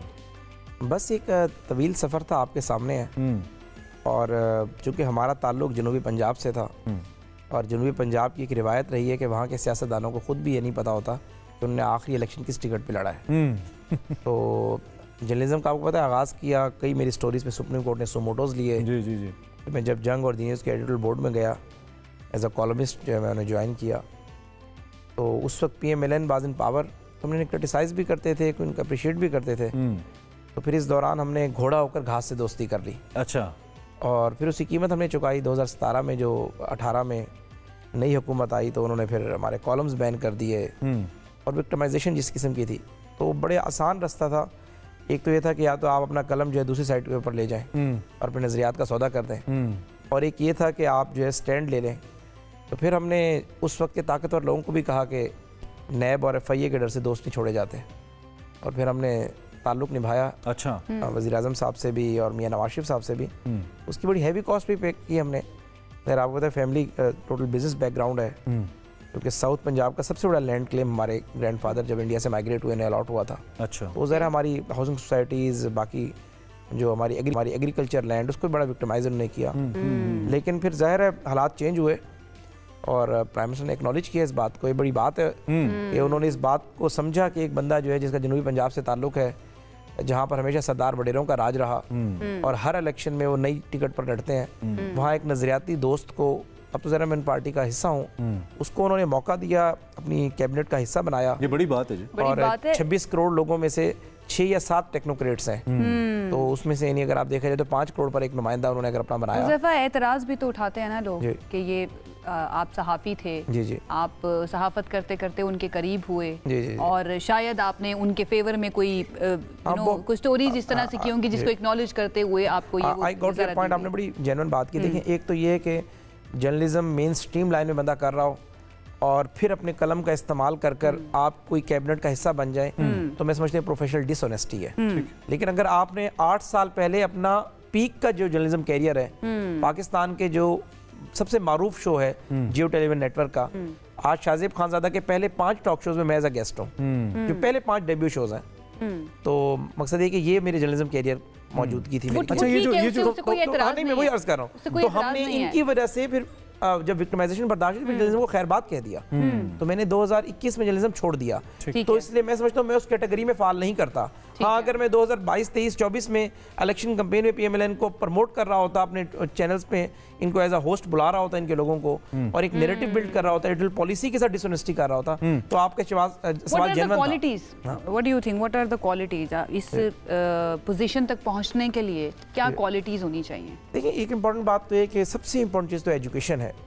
मैं समझता हूँ कि एक आपका ओपन चेक है ज़िंदगी में, जब मर्जी कैश करा लें। दूसरी चीज़ आपकी 2 चीज़ें, मैं कहता हूँ सी मिल जाएगा तो काम बन जाएगा, और वो है competence and commitment and opportunity. नहीं, अपॉर्चुनिटी फिर अल्लाह ताला मैं समझता हूँ कि हर इंसान को देता है। अभी इंसान के ऊपर है कि उस अपॉर्चुनिटी को कितना अवेल करे। ठीक है, अब इमरान साहब हैं, इन्होंने आगाज़ किया होगा, कहीं पर ऐसी जगह भी गए होंगे कि जहाँ पर शायद रेटिंग ना आ रही हो, कहीं ऐसी जगह होगी जहाँ इनकी एग्जीक्यूटिव प्रोड्यूसर से बन रही हो, डीएन से ना बन रही हो।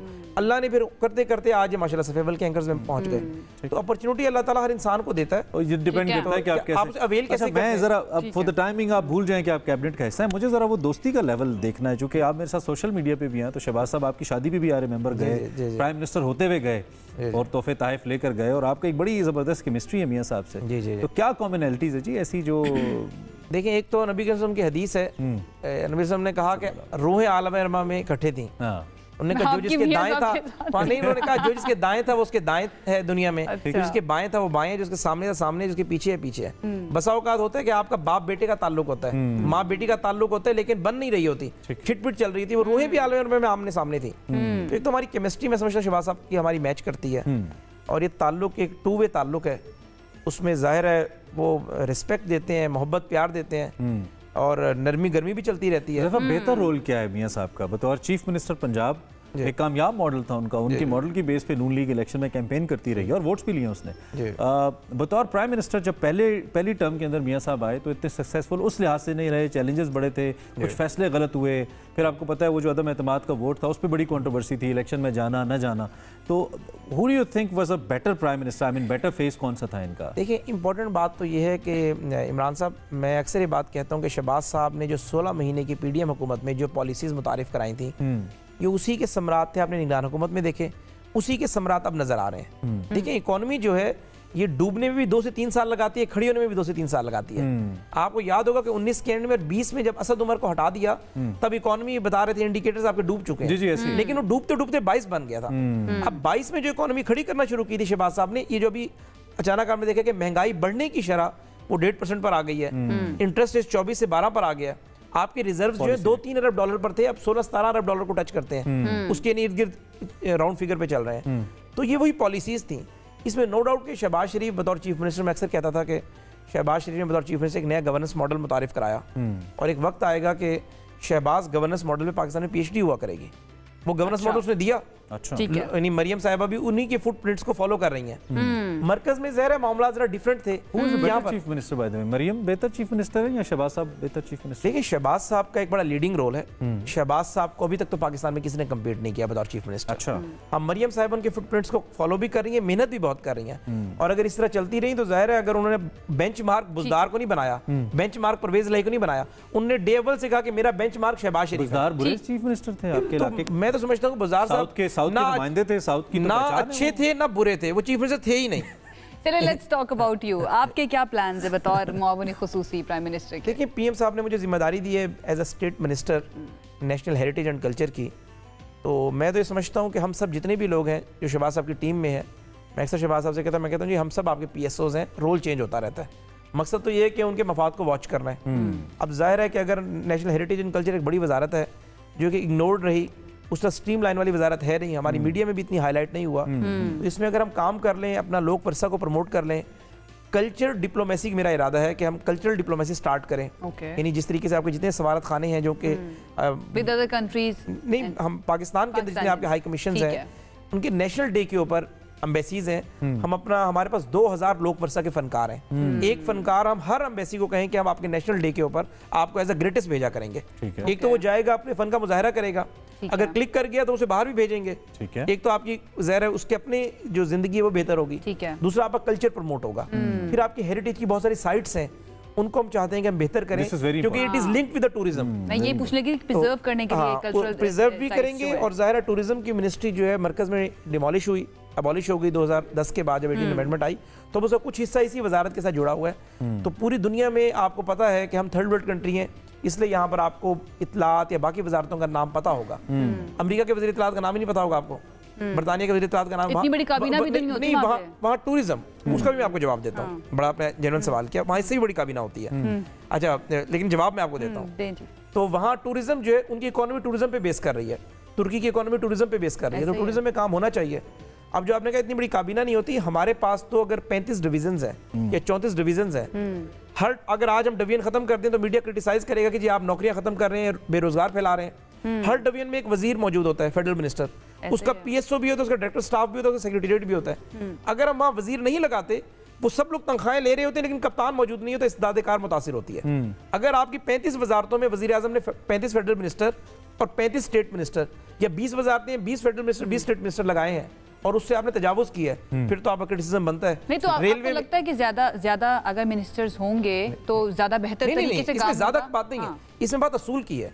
देखिए आपके चैनल पे अगर 4 स्लॉट्स हैं और एक न्यूज एंकर ने 8 घंटे काम करना है, आप 16 घंटे काम तो नहीं कर सकते, या आप स्लॉट चेंज कर दें, या तो आप एक पूरा बैठे, आप कहेंगे जी हम कौम को परेशानी नहीं है, रोजगार आप कम कर दें, 60-70 हज़ार नौकरियां डिमोलिश कर दें, वजारतें खत्म कर दें। अगर रेलवे की वजारत होगी तो उसमें मिनिस्टर ऑफ स्टेट और फेडरल मिनिस्टर होंगे, अगर फाइनेंस की वजारत होगी तो लेकिन एक वजारत के अंदर फिर मुआवनी खुसूसी भी होता है, उसके बाद लोगों के पास भी तो पोर्टफोलियोज होते हैं, वो आपको बता रहा हूं, मेरी वजारत से काबीना एक्सपैंड हो जाती है। ये बिल्कुल आपने ठीक कहा। अब मेरी वजारत है, उसमें फेडरल मिनिस्टर है, मैं स्टेट मिनिस्टर हूं, अगर उसमें एक एडवाइजर और SAPM भी साथ तो फिर आप कहते हैं जी बोझ है, वो बोझ नहीं है। कोई एक वजारत ऐसी नहीं है जहां पर आपने बोझ डाल दिया। एक तरफ राइट साइजिंग की बात भी होती है, इंटीरियर मिनिस्ट्री में थोड़ा सा मैं उसमें आपकी बात से इत्तेफाक करता हूं कि सियासी हुकूमत है, कंप्रोमाइज करने पड़ते हैं। अच्छा चलें क्विकली मुझे बताइए, ये जो आपकी मैं थोड़ा सा अपने मुस्तकबिल को देखूं ना, ये जो पॉलिटिकल लाइन है, आई मीन साफत है, कितना सपोर्ट करती है जी? जारी बात है भी सीखना चाहिए। हमारे एक साफी भाई हैं, वो किसी जगह पे पहुंचे तो हम जरा एक्सपीरियंस जाने तो सही ना, कितना हेल्प करती है जो साफत है आपकी, ये जो साफती करियर है, to be a good politician, to present yourself, क्योंकि जारी बात है आप अकेले तो नहीं होंगे सफ में जब वजारतें हुई हैं या जब SAPMs बनाए गए हैं, तो कितना हेल्प करती है साफत सियासत के अंदर? देखिए बहुत शुक्रिया। एक बात तो ये कि जर्नलिस्ट कभी बनता नहीं है, जर्नलिस्ट पैदा होता है। इसी तरीके से सियासतदान भी बनता नहीं हो, पैदा होता है। सियासत आपकी उसके रम्ज में होती है। ज़ाहिर है जब हम इंडिया से माइग्रेट कर इधर आए, हमारी फैमिली वहाँ भी सियासत कर रही थी, यहाँ पर भी आकर हमने सियासत अपनी जारी रखी, तो वो ब्लड लाइन में सियासत मौजूद थी। हाँ ये ज़रूर है कि मैं ये समझता हूँ कि आप जर्नलिस्ट होकर कामयाब सियासतदान नहीं बन सकते। अगर आपके पास कमिटमेंट मौजूद है, एक लॉयल्टी मौजूद है, फिर जाहिर है जर्नलिज्म से अगर आप लॉस्ट से हैं, किसी भी शोबे से वो आपको हेल्प करेगी। अगर आप एक बैंकर हैं, अभी देखें ना हमारी हुकूमत में चूंकि बार आप बात कर रहे हैं, एक बैंकर है वो वज़ीर ख़जाना है, वो टेक्नोक्रेट अपनी फील्ड के माहिर हैं, एक लॉयर है वो अपनी फील्ड के माहिर हैं, उनकी कॉन्स्टिट्यूएंसी है, वो वज़ीर कानून है। अगर मैं एज ए जर्नलिस्ट हूँ, मैं अपनी फील्ड से आया, मैं उस फील्ड का अगर एक्सपर्ट हुआ तो मुझे उन्होंने प्लान किया था आपने सियासत में? कभी नहीं किया। ये आपके लिए सरप्राइज था जब साउथ आपको पंजाब के हवाले से आई एम वेरी जब 5-6 साल पहले हमने विक्टिमाइजेशन बर्दाश्त की ना जी, जब कॉलम्स बंद हो गए, जर्नलिज्म छोड़ना पड़ा, कारोबार मुतासिर हुआ, फैमिली को बड़े मुकदमात का सामना करना पड़ा, झूठे केसेस का सामना करना पड़ा, फिर उसके बाद ज़ाहिर है इनके साथ जुड़ गए, तो ज़ाहिर है फिर अब जब इनके साथ हुए तो फिर इसका मतलब है जितने आजकल सहाफ़ियाँ जो कहते हैं कि उन पर पाबंदियां लगाई है बकौल उनके, तो उनका फिर वो सियासी जमातों का हिस्सा है, वो बहुत हद तक सियासी जमात का हिस्सा है, इसीलिए उन पर पाबंदी लगी। और हर दौर में होता है, जब नून लीग आती है तो PTI पे लगाती है, PTI तो नून लीग वाले पे लगाती है, ये होता है, ये सारा कल्चर अनफॉर्चुनेटली। अच्छा getting back to your south Punjab, south Punjab के बहुत सारे मसाइल हैं, जितना टैलेंटेड, जितना वेल डिजर्विंग वो इलाका है हमारा, उतने ही मसाइल वहाँ पे ज़्यादा हैं, चाहे वो इंफ्रास्ट्रक्चर हो, चाहे वो कानूनी लिहाज से हो, बहुत सारे मसाइल हैं, आपको पता है। उनके लिए कोई लाया मैं ले, चूँकि मुझे याद है यू बिन डूइंग थिंग्स, छोटी मोटी काम आप उस वक्त भी करते रहे जब आपके पास ओहदा नहीं था। अब तो आप मेन स्ट्रीम पे आए हैं माशाल्लाह, अल्लाह ने आपको इख्तियार दिया है। क्या है आपके पास साउथ पंजाब के लिए? देखिए, एक तो जनूबी पंजाब का एहसास महरूमी काफ़ी ज़्यादा है। मियाँ शहबाज शरीफ ने बतौर चीफ मिनिस्टर बड़ा काम किया, ठीक है। अभी बतौर वज़ीर आज़म पहला विजिट जनूबी पंजाब का किया है। 121 अरब रुपए की एक सड़क बनाकर हमें दे रहे हैं, जो डेरा इस्माइल खान बेसिकली KPK और सिंध को कनेक्ट कर रही है वो सड़क, और पंजाब बीच में आ रहा है, यानी डेरा इस्माइल खान टू कश्मीर तक, बीच में डेरा गाजी खान से वो गुजरेगी। तो इसके अलावा भी डेरा गाजी खान और बहावलपुर, मुल्तान में बड़े काम होने वाले हैं। ये 3 डिवीजन हैं। मैं DG खान में अब भी ऐसे इलाके हैं दूर अफ्तादा जहाँ पर जो है इंसान और जानवर एक कुएं से पानी पीते हैं, ऐसे एरियाज हैं, उन्हें काला पानी जिसे हम कहते हैं। तो वो काम होने वाले हैं। PMLN की तरजीहात में हमेशा से जनूबी पंजाब रहा, और मैं समझता हूँ मेरी तैनाती इस बात का मुंह बोलता सबूत है कि मियाँ नवाज शरीफ साहब और मियाँ शहबाज शरीफ साहब की तरजीहात में जनूबी पंजाब टॉप के ऊपर। जिम्मेदारी आप पे बहुत बड़ी है। हाँ, तो ये मेरे ऊपर वाकई बड़ी जिम्मेदारी है कि मैं अपने इलाके को परफॉर्म करूँ, मेरी पार्टी मुझे डेवलपमेंट का फंड दे, मैं उसे सही तरीके से दयानतदारी से लगाऊँ, और अहम बात यह है कि वहाँ के लोगों को अपॉर्चुनिटीज़ फराहम करूँ। वहाँ ये मिथ तोड़ दूँ कि अगर हुज़ैफा रहमान फेडरल कैबिनेट में बन सकता है, पहुंच सकता है, तो एक आम आदमी का बच्चा भी पहुंच सकता है। तो वेरी इंपॉर्टेंट पॉइंट, बिल्कुल टाइम कम है। वहाँ पे पीपल्स पार्टी की भी बहुत ज़्यादा प्रेजेंस है, अच्छी तगड़ी प्रेजेंस है साउथ के अंदर, और आप नून लीग को रिप्रेजेंट करते हैं। ये कैसा चैलेंज है आपके लिए? देखिए, पीपल्स पार्टी की मुल्तान में ज़रूर है। Basically I belong from Dera Ghazi Khan division के अंदर मासिफ मुजफ्फरगढ़ में, वो भी 1-2 कॉन्स्टिट्यूंसी के अलावा पीपल्स पार्टी का वो अरूज नहीं रहा। एक वक्त था मुजफ्फरगढ़ को आप मिनी लाड़काना कहते थे, लाड़काना के भी 5 MNA थे, आप जीतते थे, और मुजफ्फरगढ़ के भी 5 MNA थे। अब वो सूरत हाल नहीं रही।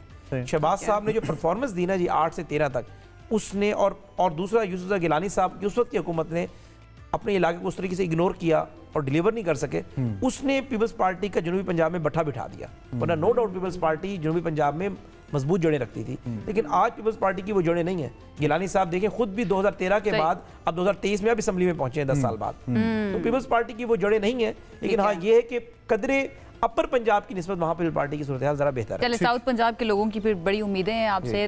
All the very best for the future. Huzaifa Rahman हमारे साथ मौजूद थे, हमने सोचा कि आपकी मुलाकात करवाई जाए। मुआवनी खुसूसी हैं जी प्राइम मिनिस्टर शहबाज शरीफ, और हम साफ़ती बरादरी की भी एक बस्तर आवाज़ के तौर पे हुज़ैफा साहब को देखते हैं। आई होप आप हमारी भी आवाज़ बने, और जो ज़ेरे अताब साफ़ी रहते हैं, चाहे वो जिस तरह से भी है, मेरे ख्याल में ये सिलसिला थोड़ा हर पाकिस्तानी की आवाज़ बनेंगे और साफ़ती लोगों की ज़रा ज़्यादा बनेंगे। हमें बहुत अच्छा लगा, हमारी उम्मीदें हैं, लेकिन कल अगर कुछ अच्छा नहीं करेंगे तो तनकीद भी हम ही करेंगे। Take this oath on screen. Thank you very much ज़ैफ़र साहब, बहुत शुक्रिया जी आप हमारे साथ आए। ब्रेक के बाद एक मरतबा फिर से खुश आमदीद। अब हम आपकी मुलाकात करवाते हैं एक बहादुर और बाहिम्मत खातून से, जिन्होंने अपनी मेहनत, लगन और अज़्म से पाकिस्तान का नाम आलमी सतह पर रोशन कर दिया है। हम बात कर रहे हैं पाकिस्तान की पायनियर खातून ट्राइथलेट सना आरिफ की, जो दुनिया के सबसे मुश्किल तरीन इंड्योरेंस इवेंट्स में से एक आयरनमैन 70.3 मुकम्मल कर चुकी हैं। It's very complicated. मैंने सोचा उन्हीं से जाके हम पूछेंगे, हमें समझाएं। ऑफ कोर्स इतना चैलेंजिंग है, तो that's why she is here and we are so glad to have her. Sana, I hope आप हमारे साथ मौजूद तो ऑफ कोर्स है, मुझे सुन भी पा रही हैं। बहुत शुक्रिया आपने हमें ज्वाइन किया। थोड़ा सा खुद ही बताइए इसके बारे में, what this event was and how it. Okay, thank you for inviting me. First of all, it's great to be here with you guys. You're welcome. So Iron Saint triathlon is made up of 3 different sports. उसमें swimming होती है, cycling होती है, running होती है. Okay. So different distance होते हैं. Ironman 70.3 specifically is a long distance endurance race जिसमें आपको almost 2 किलोमीटर swimming करनी होती है open water ocean में, फिर उसके बाद 90 किलोमीटर साइकिलिंग करनी होती है, और उसके बाद आपको 21 किलोमीटर भागना होता है। और इस पूरी रेस को एक कट ऑफ टाइम, हर स्पोर्ट्स का इसमें कट ऑफ टाइम होता है, जो कि विद इन दैट लिमिट आपको खत्म करना होता है, वरना आप डिस्क्वालीफाई हो जाते हैं। तो this is what a triathlon. I mean 90 kilometre cycling and 21.1 kilometre running with 2 kilometre swimming, और उससे पहले स्विमिंग। ये सब कुछ एक ही साल के अंदर करना है या फिर इसके लिए 2-4 साल मिल जाते हैं? एक साल में 21 किलोमीटर एक महीने में भी पूरा नहीं होगा। तो काश इसमें इतना टाइम मिल जाया करता, मगर इसको पूरे इन टोटल 8.5 घंटों में खत्म करना होता है। जो स्विमिंग होती है वो 1 घंटा 10 मिनट में खत्म करनी होती है। साइकिलिंग को 4.5 घंटों में, और उसके बाद जितना टाइम रह जाता है वो रनिंग के लिए रह जाता है। तो आप जितना जल्दी हर स्पोर्ट को खत्म करेंगे आपके पास उतना टाइम होगा। You have to be strong, you have to be quick and you have to be calculated. मतलब क्या इसमें सिर्फ आपकी फिजिकल फिटनेस नहीं, आपको अपने माइंड को भी बहुत एक्टिव रखना पड़ेगा, राइट? ये इट्स वेरी मेंटल, क्योंकि इवन अगर आप फिजिकली फिट भी होंगे, अगर आपको पता है कि आपको 90 किलोमीटर साइकिलिंग करनी है जो कि बहुत ज्यादा लंबा डिस्टेंस होता है, तो उसके लिए आपको मेंटली बहुत स्ट्रांग होना पड़ता है, और स्पेशली आपको बताना होता है अपने आप को कि यू कैन डू इट। अगर आप स्लो भी जा रहे होंगे, व्हेन यू प्रैक्टिस ना, what do you practice the most? Do you swim a lot? भागती बहुत ज्यादा है, रनिंग ज्यादा करती हैं, साइकिलिंग करती हैं, क्या करती हैं? साइकिलिंग सबसे ज्यादा करती है, साइकिलिंग सबसे ज्यादा करती हूं। ये सवाल मैंने पूछा इसलिए because I just want to know कि इसमें सबसे ज्यादा हेल्प क्या करता है आपकी एंड्योरेंस को बेहतर करने के लिए? मैं सबसे ज्यादा साइकिलिंग करती हूँ। शुरू में मैं स्विमिंग काफी करती थी। एक्चुअली एक पूरा जो कोच होता है वो मेरा पूरा प्लान बनाता है, तो इसमें हर चीज लाइक एवरी वीक मुझे 3 बार स्विमिंग करनी होती है, 3 बार साइकिलिंग और 3 बार रनिंग प्लस स्ट्रेंथ ट्रेनिंग होती है। मेरा ज्यादा फोकस साइकिलिंग पे है, क्योंकि साइकिलिंग सबसे लंबा डिस्टेंस है। शुरू में मैं स्विमिंग ज्यादा करती थी क्योंकि मुझे स्विमिंग आती नहीं थी, तो उसके लिए मुझे ज्यादा प्रैक्टिस करनी पड़ती थी, मगर आई बाइक द मोस्ट। अरे यार व्हाट अ ट्रांजिशन, मतलब स्विमिंग आती नहीं थी और आप ओपन सी में स्विम कर रही होती हैं, क्या बात है आपकी? हाँ जी, बस वो फिर प्रैक्टिस करके करना पड़ गया। अच्छा ज़रा, तो इसका मतलब ये है कि you can not do it on your own, आपको प्रॉपर प्लान बनाना पड़ेगा। ऐसा नहीं है कि आपको स्विमिंग आती है, साइकिलिंग आती है, रन भी आप कर लेते हैं प्रॉपर तरीके से, तो आप इस ट्रायथलॉन में जा सकते हैं। आपको प्रॉपर ट्रेन होना पड़ेगा इसके लिए। एग्जैक्टली क्योंकि दिन में आपको 2 बार ट्रेन करना होता है। दिन में आपको 2 ट्रेनिंग, कभी मुझे स्विमिंग और साइकिलिंग करनी होती है। सुबह मैं स्विमिंग करती हूँ, फिर मैं ऑफिस जाती हूँ और उसके बाद मैं साइकिलिंग करती हूँ। तो ब्रेक ट्रेनिंग होती है जो कि 2 ट्रेनिंग्स को मिक्स करके किया जाता है। तो अगर तीनों ट्रेन आते हो, ये it helps but it doesn't make it easy. So to prepare for the race day आपको इसकी ट्रेनिंग काफी ज्यादा करनी पड़ती है। अच्छा सना, तो जब आप एक इसका सेशन में कहूँ या एक चंक कंप्लीट करते हैं, लेट्स सपोज आपने 2 किलोमीटर तक स्विम कर लिया, उसके बाद do you need some time to relax and then आप स्टार्ट करेंगे, या नहीं you have to be quick? No, you have to be quick. From swimming you have to run to the transition होता है जहाँ पे आपकी बाइक होती है और आपके बाइक गियर होता है सब कुछ, तो आपको वहाँ पे भाग, जितना कम टाइम आप ट्रांजिशन में स्पेंड करेंगे आप उतनी जल्दी रेस बट आई बिलीव कि आपकी बॉडी तो डिफरेंट रिस्पॉन्ड कर रही होती है ना व्हेन यू आर स्विमिंग, और ओपन सी के अंदर बॉडी का एक डिफरेंट टेम्परामेंट है। जब आप फिर फौरन साइकिलिंग पे शिफ्ट कर रहे हैं या रनिंग पे शिफ्ट कर रहे हैं, तो उसको थोड़ा टाइम तो चाहिए आपको। How do you manage?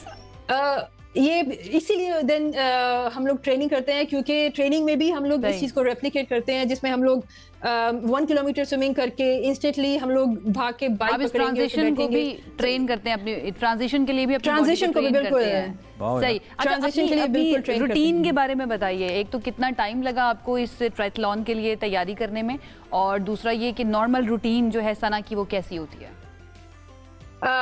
इस जो आयरनमैन मैंने की थी उसकी ट्रेनिंग में मुझे ऑलमोस्ट 7-8 महीने लगे थे, और मेरी रूटीन ये होती थी, मेरी कोई सोशल लाइफ नहीं थी। पूरा उस 2023 वाज द ईयर जिसमें I had no social life, I didn't do anything except training. मैं सुबह उठ के जल्दी उठ के स्विमिंग के लिए जाती थी, मैं वहाँ से ऑफिस जाती थी, ऑफिस से घर आके मैं वापस ट्रेनिंग करती थी, कभी साइकिलिंग होती थी, कभी रनिंग होती थी, और उसके बाद सो जाती थी। तो पूरा 2023 मैंने बस ट्रेनिंग करके और खा पी के गुजारा है, उसके अलावा बहुत मोटिवेशन चाहिए होती है।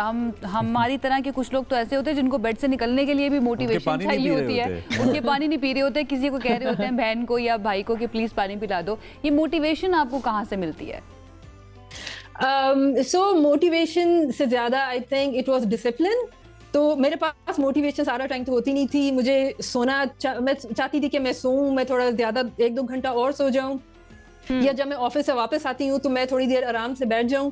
लेकिन मेरे ट्रेनिंग आवर्स इतने होते थे कि there was no time for me to rest. It was just discipline that I had for this sport. And motivation के लिए आई हैड अ गोल कि मुझे ये जो फिनिश लाइन थी, आई विल से कि 2023 में there wasn't one single day or hour जहाँ पे मैंने अपनी फिनिश लाइन को इमेजिन नहीं किया था।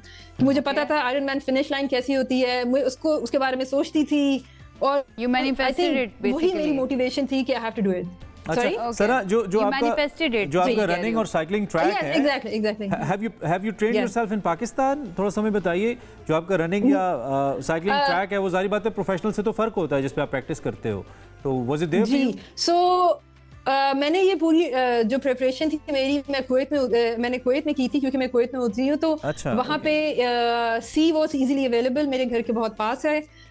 वहाँ पे साइकिलिंग ट्रैक नहीं है, तो ज़्यादातर साइकिलिंग में होम ट्रेनर्स होते हैं उस पर करती थी। एंड या तो मैं और I will go to some road जहाँ पे ज्यादा गाड़ियाँ नहीं होती थी, because cycling is not safe as well. कहीं पे भी आप जो समंदर है हर समंदर का अपना मूड होता है, तो आप जिस समंदर में ट्रेन कर रही थी अपने आप को, उस समंदर का मूड और वहाँ जहाँ पे आपने परफॉर्म करना था, वाज इट द सेम पानी का?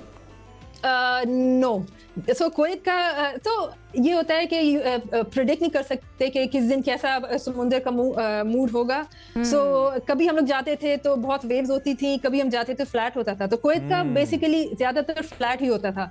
लेकिन जो मैंने टर्की में रेस की थी उस दिन आई थिंक इतने वेवी पानी में आई नेवर स्वैम, लेकिन अल्लाह का शुक्र है बस हो गया था। डर भी था कि पानी कभी उठा के इधर फेंक रहा है उधर फेंक रहा है।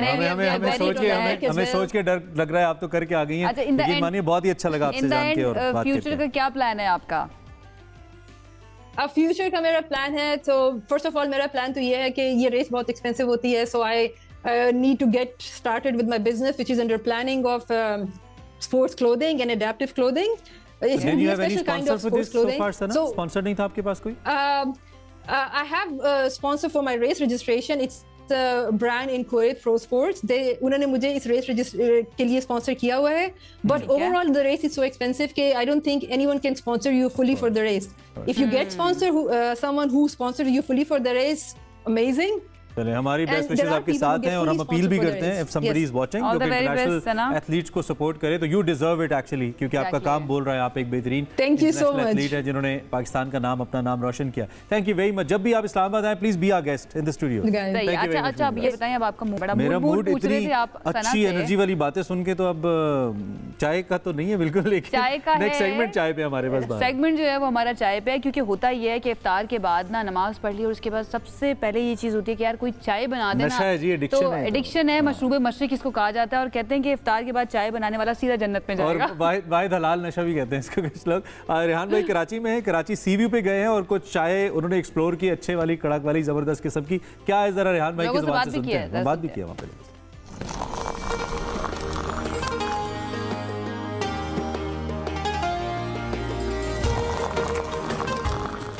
इस वक्त मैं डिफेंस कराची के अंदर मौजूद हूँ और एक ऐसे रेस्टोरेंट में हूँ जहाँ पे लोग चाय पी रहे हैं बहुत ज़ौक़ व शौक़ के साथ, और रोज़े के बाद लोगों के अंदर चाय पीने का शौक़ जो है वो एकदम से जाग जाता है और वो बहुत अच्छी चाय की ज़रूरत महसूस करते हैं। कुछ फैमिलीज़ मेरे साथ मौजूद हैं, उनसे चलकर बात करते हैं और देखते हैं कि वो कौन सी चाय एंजॉय कर रहे हैं इस वक्त। रोज़े के बाद चाय पीने की ज़रूरत जो महसूस होती है उसके बारे में बताएँ। Chai is an emotion to all of us, आपको पता है, तो ये इसके बगैर कुछ भी कंप्लीट नहीं है, तो गर्मी हो सर्दी हो, दिस इज़ नेसेसरी। जो शौकीन होते हैं चाय पीने के, वो रोज़े में कैसे चाय के बगैर गुजारा करते हैं? रोज़े के बाद एक थोड़ा सा क्रेविंग होता है, बहुत ज़्यादा नहीं, एक दो घूंट सही, लेकिन एक क्रेविंग होती है कि थोड़ा सा एक या तो माइंड को सॉफ्टन आउट करना होता है, क्या करना होता है, लेकिन मज़ा आता है, वो उसके बगैर अफ्तारी कंप्लीट नहीं है। तो आप कौन सी चाय बहुत शौक से पीती हैं?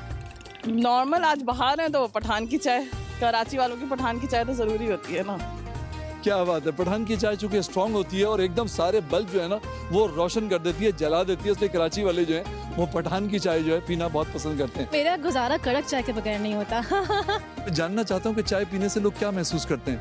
बिकॉज यहाँ पे कोई एज सच प्लेसेस नहीं होती जहाँ पे आप फ्रेंड्स मिल सकते हैं, सो इट्स जस्ट लाइक आप चाय का बहाना एक होता है दोस्तों से मिलने के लिए।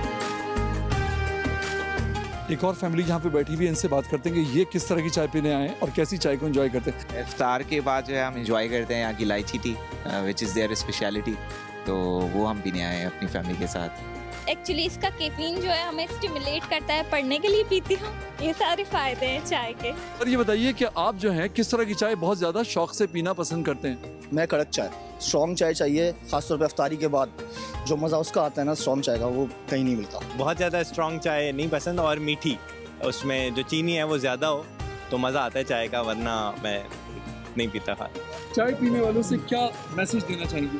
चाय पीने वालों से कोई खास बात, चाय पीते रहो। शानदार। तो जनाब ये थे कुछ चाय के शौकीन लोग जो इफ्तार के फौरन बाद जो है किसी करीबी होटल पे जाते हैं और चाय पीते हैं, और कराची के अंदर जो है इफ्तार के बाद चाय पीना जो है एक बहुत ज़बरदस्त फैशन भी है, एक ट्रेडिशन भी है और लोगों का शौक भी है। क्या बात है, क्या बात है। पूरे मुल्क में ही, लेकिन स्पेशली जब कराची की बात आती है ना, वहाँ के जो ढाबे होते हैं ना, वहाँ की चाय, आहा। और एक और बात, कराची में जो ठंडी हवा चलती है ना इफ्तार के बाद आजकल, और वो रेहान भाई की उड़ती जुल्फे भी बता रही थी हमें कि क्या कमाल का मौसम है। और क्लिफ्टन, क्या बात है भाई, वी मिस कराची। चले, thank you very much Rehan भाई फॉर दिस अमेजिंग पैकेज। अब एक ब्रेक लेते हैं, ब्रेक के बाद जब आएंगे तो आपकी मुलाकात करवाते हैं हम एक और बाबर आजम से, जो असली वाले नहीं है लेकिन उनकी हम शक्ल है, उनसे आपकी मुलाकात, डिफरेंट वाले बाबर आजम।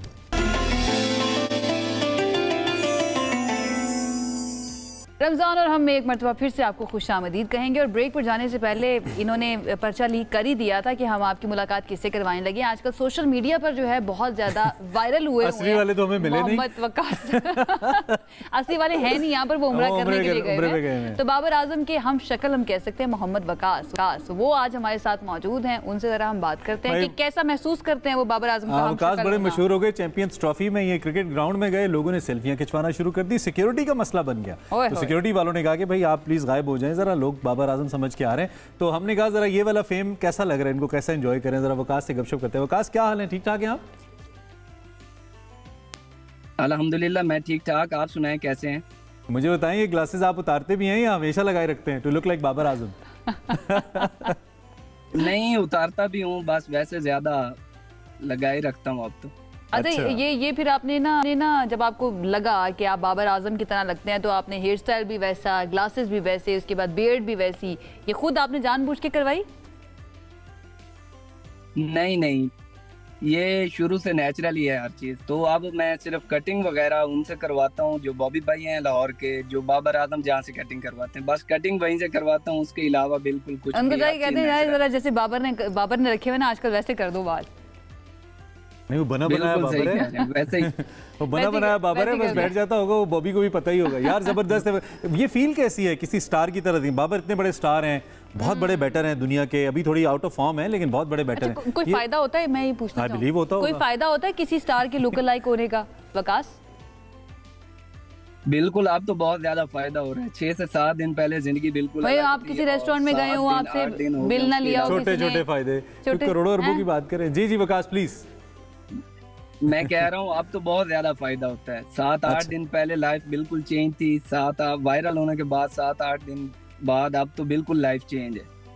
अच्छा अब तो तकरीबन मैं कभी ऐसा तो नहीं हुआ कि बाबर ने अच्छी इनिंग ना खेली हो और लोगों ने आपको पकड़ के कोसना शुरू कर दिया हो कि बाबर ये क्या किया है? नहीं, अभी तक तो ऐसा कोई नहीं। अभी अच्छा मैंने सुना you have met Babar Azam, मुलाकात भी हुई है, तो बाबर साहब ने क्या कहा आपको देख के? बाबर भाई ने ये कहा था, भाई यार तू ते पंजाबी में जैसे कहते हैं ना, बोलते हैं, वो कहते हैं यार तू ते मेरे यार लगना है, तेनू लोग ही नहीं कहते कि तू मेरे यार है। अच्छा फैन हैं आप खुद वैसे बाबर के या किसी और क्रिकेटर के फैन हैं? वैसे वकास। अच्छा ओह बहुत ज्यादा फैन हूँ। ओके, बैटर हैं, बॉलर हैं क्या? बहुत ज्यादा फैन। मैं बैटिंग ऑलराउंडर हूँ, मैं भी खुद क्रिकेटर भी हूँ प्रोफेशनल। हाँ मैं वही पूछना चाह रहा था, आपने किस लेवल तक खेली है क्रिकेट? आई हर्ड कि आप प्रोफेशनली अच्छा खेलते हैं, अच्छी क्रिकेट खेली आपने? बिल्कुल मैं प्रोफेशनल हूँ, मैंने अंडर-16, अंडर-19 और सीनियर इंटर डिस्ट्रिक्ट सारी प्रोफेशनल क्रिकेट खेली है।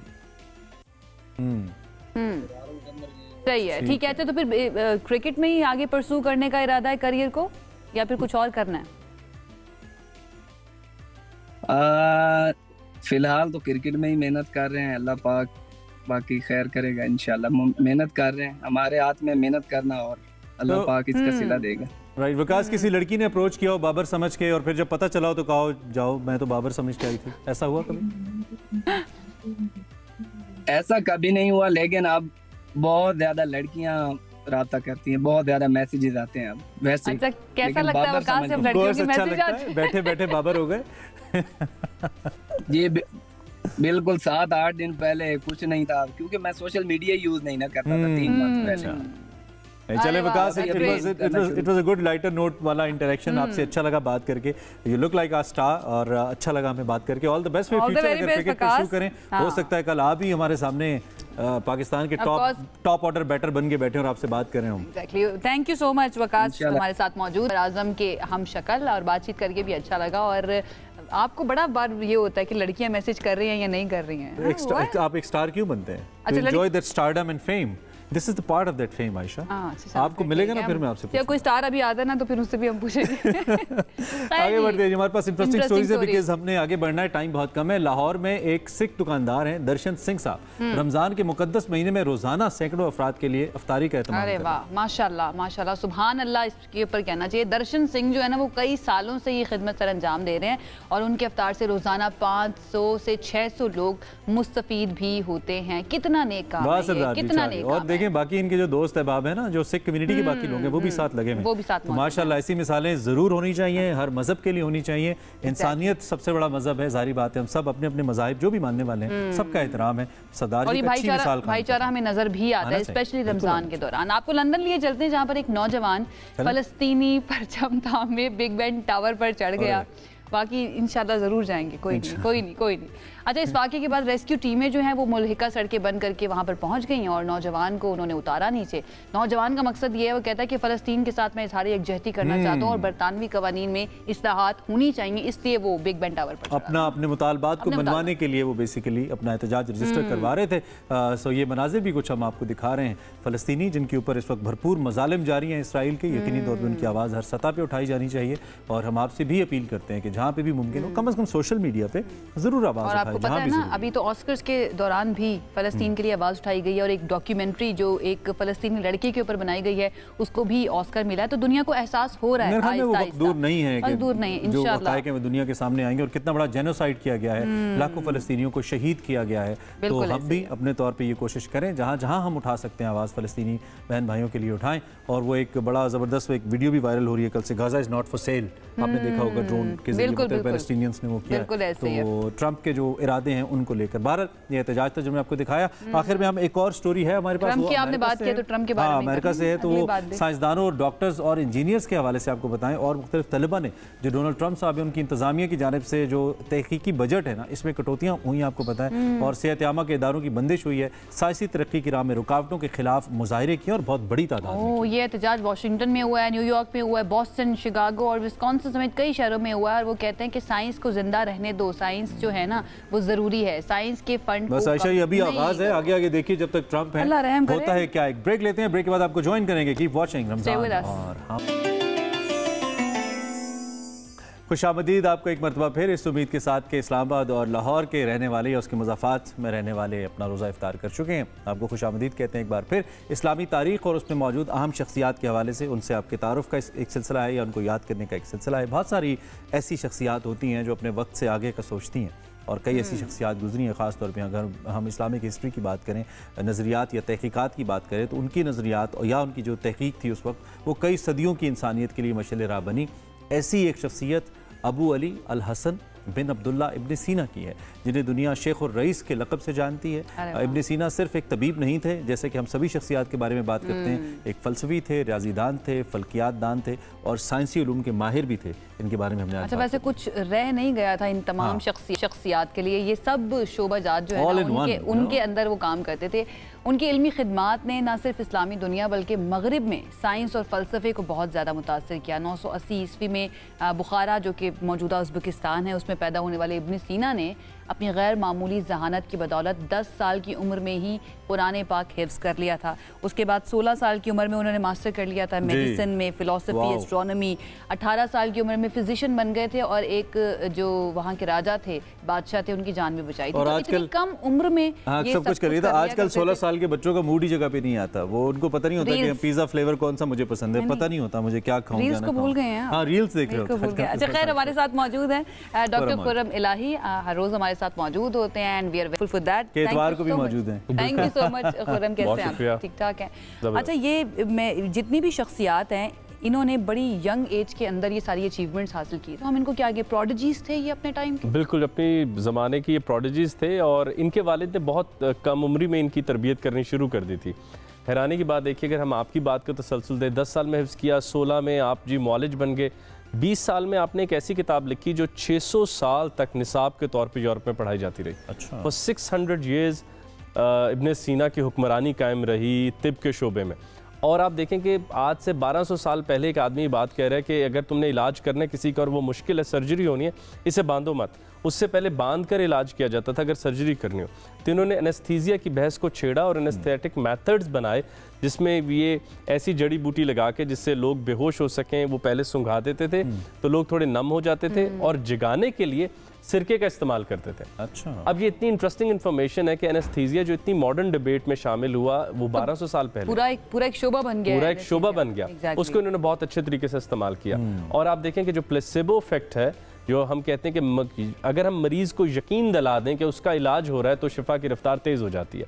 अब ये इतना प्यारा फिनोमेना है जो कि इब्ने सीना ने इतना साल पहले दिया था, और उन्होंने कहा कि अगर हम मरीज़ को ये यकीन दिलाते रहें और अगर तबीब अपना एतबार शामिल रखे, उसको वक्त दे, तो जो शिफा की रफ्तार है वो बेहतर हो जाएगी और जिस्म बेहतर रिस्पॉन्ड करेगा। मगर उन्होंने कॉल भी बल्कि कहा था कि हमारा काम फ़कत इलाज करना नहीं, मरीज को उम्मीद देना भी है। अच्छा, मैं पढ़ रही थी इनके बारे में, इन्होंने पहली मर्तबा डिप्रेशन, एंजाइटी की टर्म्स को मुतारिफ भी कराया और फिर उनको खुशबू से जोड़ा। इन्होंने कहा कि अगर हम बेहतर इत्र इस्तेमाल करेंगे तो हम लोगों के रवैयों को तब्दील कर सकते हैं, उनके मूड को चेंज कर सकते हैं, उनके डिप्रेशन को कम कर सकते हैं। आप देखें रसूल करीम सल्लल्लाहु अलैहि वसल्लम हमें ताकीद से कहते हैं कि आप खुशबू लगाएं। एक कि आपका अपना मूड अच्छा रहे, कि दूसरा आप जब भी किसी महफिल में बैठें तो एक खुशबू पहले दाखिल हो, आप बाद में दाखिल हो, वो आपका तारुफ बन के दाखिल हो और वो उस माहौल को, उस एम्बियंस को चेंज कर दे। हैरत की बात है कि इब्ने सीना एज ए तबीब ये सब बातें करते हैं। अच्छा, एक और बात, कोविड-19 में जो इब्ने सीना रेलेवेंट हुए, कोविड-19 जब आया और पता चला कि वबा आ चुकी है, एक एपिडेमिक नहीं, ये तो पेंडेमिक बन चुका है, ये भी इब्ने सीना की बात थी कि उन्होंने ये बात दरियाफ्त की थी कि जो वबा है ये हवा से भी फैल सकती है, पानी से भी फैल सकती है, छींकने से भी फैल सकती है। उससे पहले समझा जाता था कि लोग बस बीमार होते हैं। जब यूरोप में 14वीं सदी में ब्लैक प्लेग आया तो उस ज़माने में भी इब्ने सीना को इस्तेमाल किया गया। 15% दुनिया की जो आबादी ख़त्म हुई थी वो इससे ज़्यादा ख़त्म हो सकती थी अगर इब्ने सीना जी ने ये मेथड्स ना दिए होते कि क्वारंटाइन करें, यानी उस मरीज़ को जो बीमार हो चुका है उसको अलग करें, जुदा करें और उसकी हवा से भी बचिए। उस वक्त उस 16-18 साल के बच्चे के ऊपर लोग भरोसा कर रहे थे जो इतनी गहरी बातें कर रहा था। तो आप देखें कि जब ये मुआलिज बने हैं, भरोसा क्यों ना करें। मुआलिज बन के जो इन्होंने बताया कि उसने उसका इलाज किया तो उसके बदले उसने कहा मांगो क्या मांगते हो। इन्होंने उससे कहा कि तुम्हारी एक मखसूस लाइब्रेरी है, वहाँ कोई जा नहीं सकता, मुझे वहां तक रसाई दे दो। अब ऐसे आदमी पर एतबार, इनामात भी ये मांगा। अब सोचे ऐसे आदमी, ख्वाहिशात बताती हैं मैं कौन हूँ। तो अगर मैं कहता भाई मुझे एक 10-12 घोड़े दे दे, वो कहता अच्छा भाई ये भी कोई सरमायादारी की हालांकि बुनियाद नहीं थी, कहते ये प्री कैपिटलिस्ट कोई माइंडसेट चल रहा है। तो ये बड़ी प्यारी बात थी लोगों की। तो हैरत की बात इमरान भाई, इस आदमी ने शायरी भी की। अच्छा। और कहा जाता है कि उमर खयाम की तरफ कुछ अशार जो मंसूब, ये वाहिद चीज़ है जो इन मुस्लिम साइंटिस्ट से कहीं ना कहीं हम साथ कैरी करके हम शायरी कर लेते हैं, लेकिन शायरी का मेयार वो नहीं है अनफॉर्चुनेटली हमारा और उनका। आप देखें कि इब्ने सीना के अशार गलती से उमर खयाम के खाते में डले हुए थे, मैथमेटिशियन के। अच्छा। लेकिन फिर बाद में पता चला कि वो उनके नहीं, वो इब्ने सीना के। उनमें से बल्कि एक मैं लिख के भी लाया हूँ, बहुत ही अजब शेर है। तो मैं आपको मैं लिख के लाया हूँ, हाफिज़ा इतना अच्छा नहीं। क्या स्याह मट्टी की गहराइयों से लेकर ज़ोहल की बुलंद तरीन हद तक कायनात के तमाम राजों को मैंने खोल दिया है। वाह वाह। मैं फरेबों और जालों के चुंगल से निकल आया, हर गिरा को खोल दिया सवाए मौत की गिरा के। इब्ने सीना, यानी उसे अपने इल्म पर इतना बूर था, गुरूर भी था। और इसमें जो वो जमीन की गहराई का जिक्र हो रहा है वो भी अपनी किताब में जिक्र किया। अब आप देखें वो तिब में एनेस्थीसिया पर काम करते हुए ये कह रहा है कि पहाड़ क्यों बनते हैं, और पानी में ये कुव्वत है कि वो पहाड़ों को आहिस्ता आहिस्ता या ज़मीन की साइडों को छोटा कर सकती है, और जल्जलों की मदद से पहाड़ बाहर आते हैं और फिर पानी में ठहरता है और फिर पानी भी जा सकता है। इमेजिन दी प्लेथरा ऑफ नॉलेज जो एक आदमी कर रहा है। बुक्स लिखी, और इनकी जो एक किताब है जो कैनन ऑफ मेडिसिन के नाम से है, that like ruled on the area of medicine. आप भी पढ़ते हैं लाइक जो लोगों को क्लासिकल लाइक वैसे भी हिस्ट्री ऑफ मेडिसिन जब बच्चे को पढ़ाई जाती है तो इब्ने सीना से ही, गैलन के बाद इब्ने सीना, सीधे इब्ने सीना पर। अनलाइक अदर मुस्लिम थिंकर्स जिनका अभी तक हमने तज़किरा किया, इनको फिर भी क्रेडिट दिया जाता है मॉडर्न साइंस के अंदर। इस्लामाबाद में इनके नाम पे एक सड़क भी मौजूद है, सड़क भी मौजूद है, सीना रोड भी मौजूद है। लेकिन आयशा ने बहुत खूब ये बात की है। दो, अगर आप 100 ग्रेटेस्ट फिलोसफर्स की बुक लें, कुछ नाम तो नहीं मैं लेता लेकिन 2 मुसलमान जरूर मिलेंगे, इब्ने सीना और इब्ने रुश्द। इसके अलावा बहुत खूब उन्होंने कहा बाकी मुस्लिम साइंटिस्ट इब्न अल-हैशम है, ख्वारिज़मी है, अल-किंदी हैं, हम जिक्र कर चुके हैं, उनको शामिल नहीं किया जाता, क्या बायसेस हम नहीं जानते, लेकिन इन लोगों की जो अफादियत है वो आज भी इतनी ज़्यादा है कि वो किसी बायस के बावजूद उनको शामिल ज़रूर करना पड़ता है। और इब्न सीना का यूएन में आप देखें कि जो चंद पर्शियन थिंकर्स के स्टैचूज़ लगे हुए हैं, वहाँ पर इब्न सीना का स्टैचू भी मौजूद है और आज भी करेंसी नोट पर भी इनकी फ़ोटो चल रही है। तो तिब के हिसाब से जो इन्होंने काम किया वो बहुत ही ज़्यादा हैरानकुन है। और मॉडर्न साइंस को मदद कर रहे हैं आज भी, मॉडर्न साइंस को मदद करें। आप देखें कि एनेस्थीसिया एज ए साइंस जब डेवलप होता है, एज ए सेपरेट डिपार्टमेंट आता है। आज जब हम एरोमा थेरेपी की बात करें वहाँ पर वो मौजूद है। प्लेसेबो के ऊपर जब हम बात करें, आप देखें जब कोविड आया तो ज़्यादा बड़ी फिक्र ये थी कि लोगों को एतबार दिलाया जाए कि कुछ नहीं होगा, you need to take care, anxiety को कंट्रोल किया जाए। तो प्लेसेबो उन्होंने इस ज़माने में दरियाफ्त कर लिया था। वेरी वेरी इंपॉर्टेंट, मैं तो पर्सनल एक्सपीरियंस से भी रहा कि ये बहुत वर्क करता है। और पैनिक अटैक्स को कंट्रोल करने के उन्होंने कहा कि डॉक्टर जो है वो एतमाद दिखाए, मरीज जो है वो एतबार करे तो शिफा की रफ्तार बेहतर हो सकती है, या कुछ ऐसी बीमारियां आप में उजागर ही नहीं होंगी जो जहन सोच सोच के खुद पे तारीख। अच्छा, इनकी जिंदगी से एक चीज़ हमें ये भी इनकी उम्र को देख के मिलती है कि उम्र जो है ना वो आड़े नहीं आती एक्सेलेंस के लिए। बिल्कुल, उम्र किसी सूरत आड़े नहीं आती। मेरे ख्याल से हम बहुत लेट स्टार्ट लेते हैं। ये एक आदमी है, मैंने जितनी ज़िंदगी में लोगों को पढ़ा, मुझे लगता है वो 22-23 तक बहुत बड़े काम कर चुके होते हैं। उसके बाद तो चीज़ें पुख्ता हो चुकी होती हैं और तब्दील होना बहुत मुश्किल होता है। ठीक है, तो ये कुछ आम बातें। अच्छा, इनकी ज़िंदगी की सबसे बड़ी अचीवमेंट कौन सी होगी? तिब के शोबे के अंदर ही हम बात कर रहे हैं। कैनन ऑफ मेडिसिन, उनकी वो जो किताब है उसके अंदर ऐसे असूल मुरतब थे कि वो निसाब का हिस्सा बने। एक होता है कि किताब ने मुझे मुतासिर किया, आपको किया, निसाब का हिस्सा बनने के लिए उसका साइंटिफिक थ्रेशोल्ड को पास करना ज़रूरी है। तो इन्होंने साइंटिफिकली उस किताब को लिखा था, उसमें मरीज़ को कैसे देखा जाएगा, क्या क्या चीज़ों का ख्याल रखा जाएगा, अद्वियात कितनी दी जाए, डोजेज कितनी दी जाए, कौन सी खुशबू इस्तेमाल। इनके कोई फर्दर आगे शागिर्द भी थे जिन्होंने अपना नाम बनाया? इनके कई शागिर्द थे, बहुत बहुत मशहूर लोगों से मिलते भी रहे।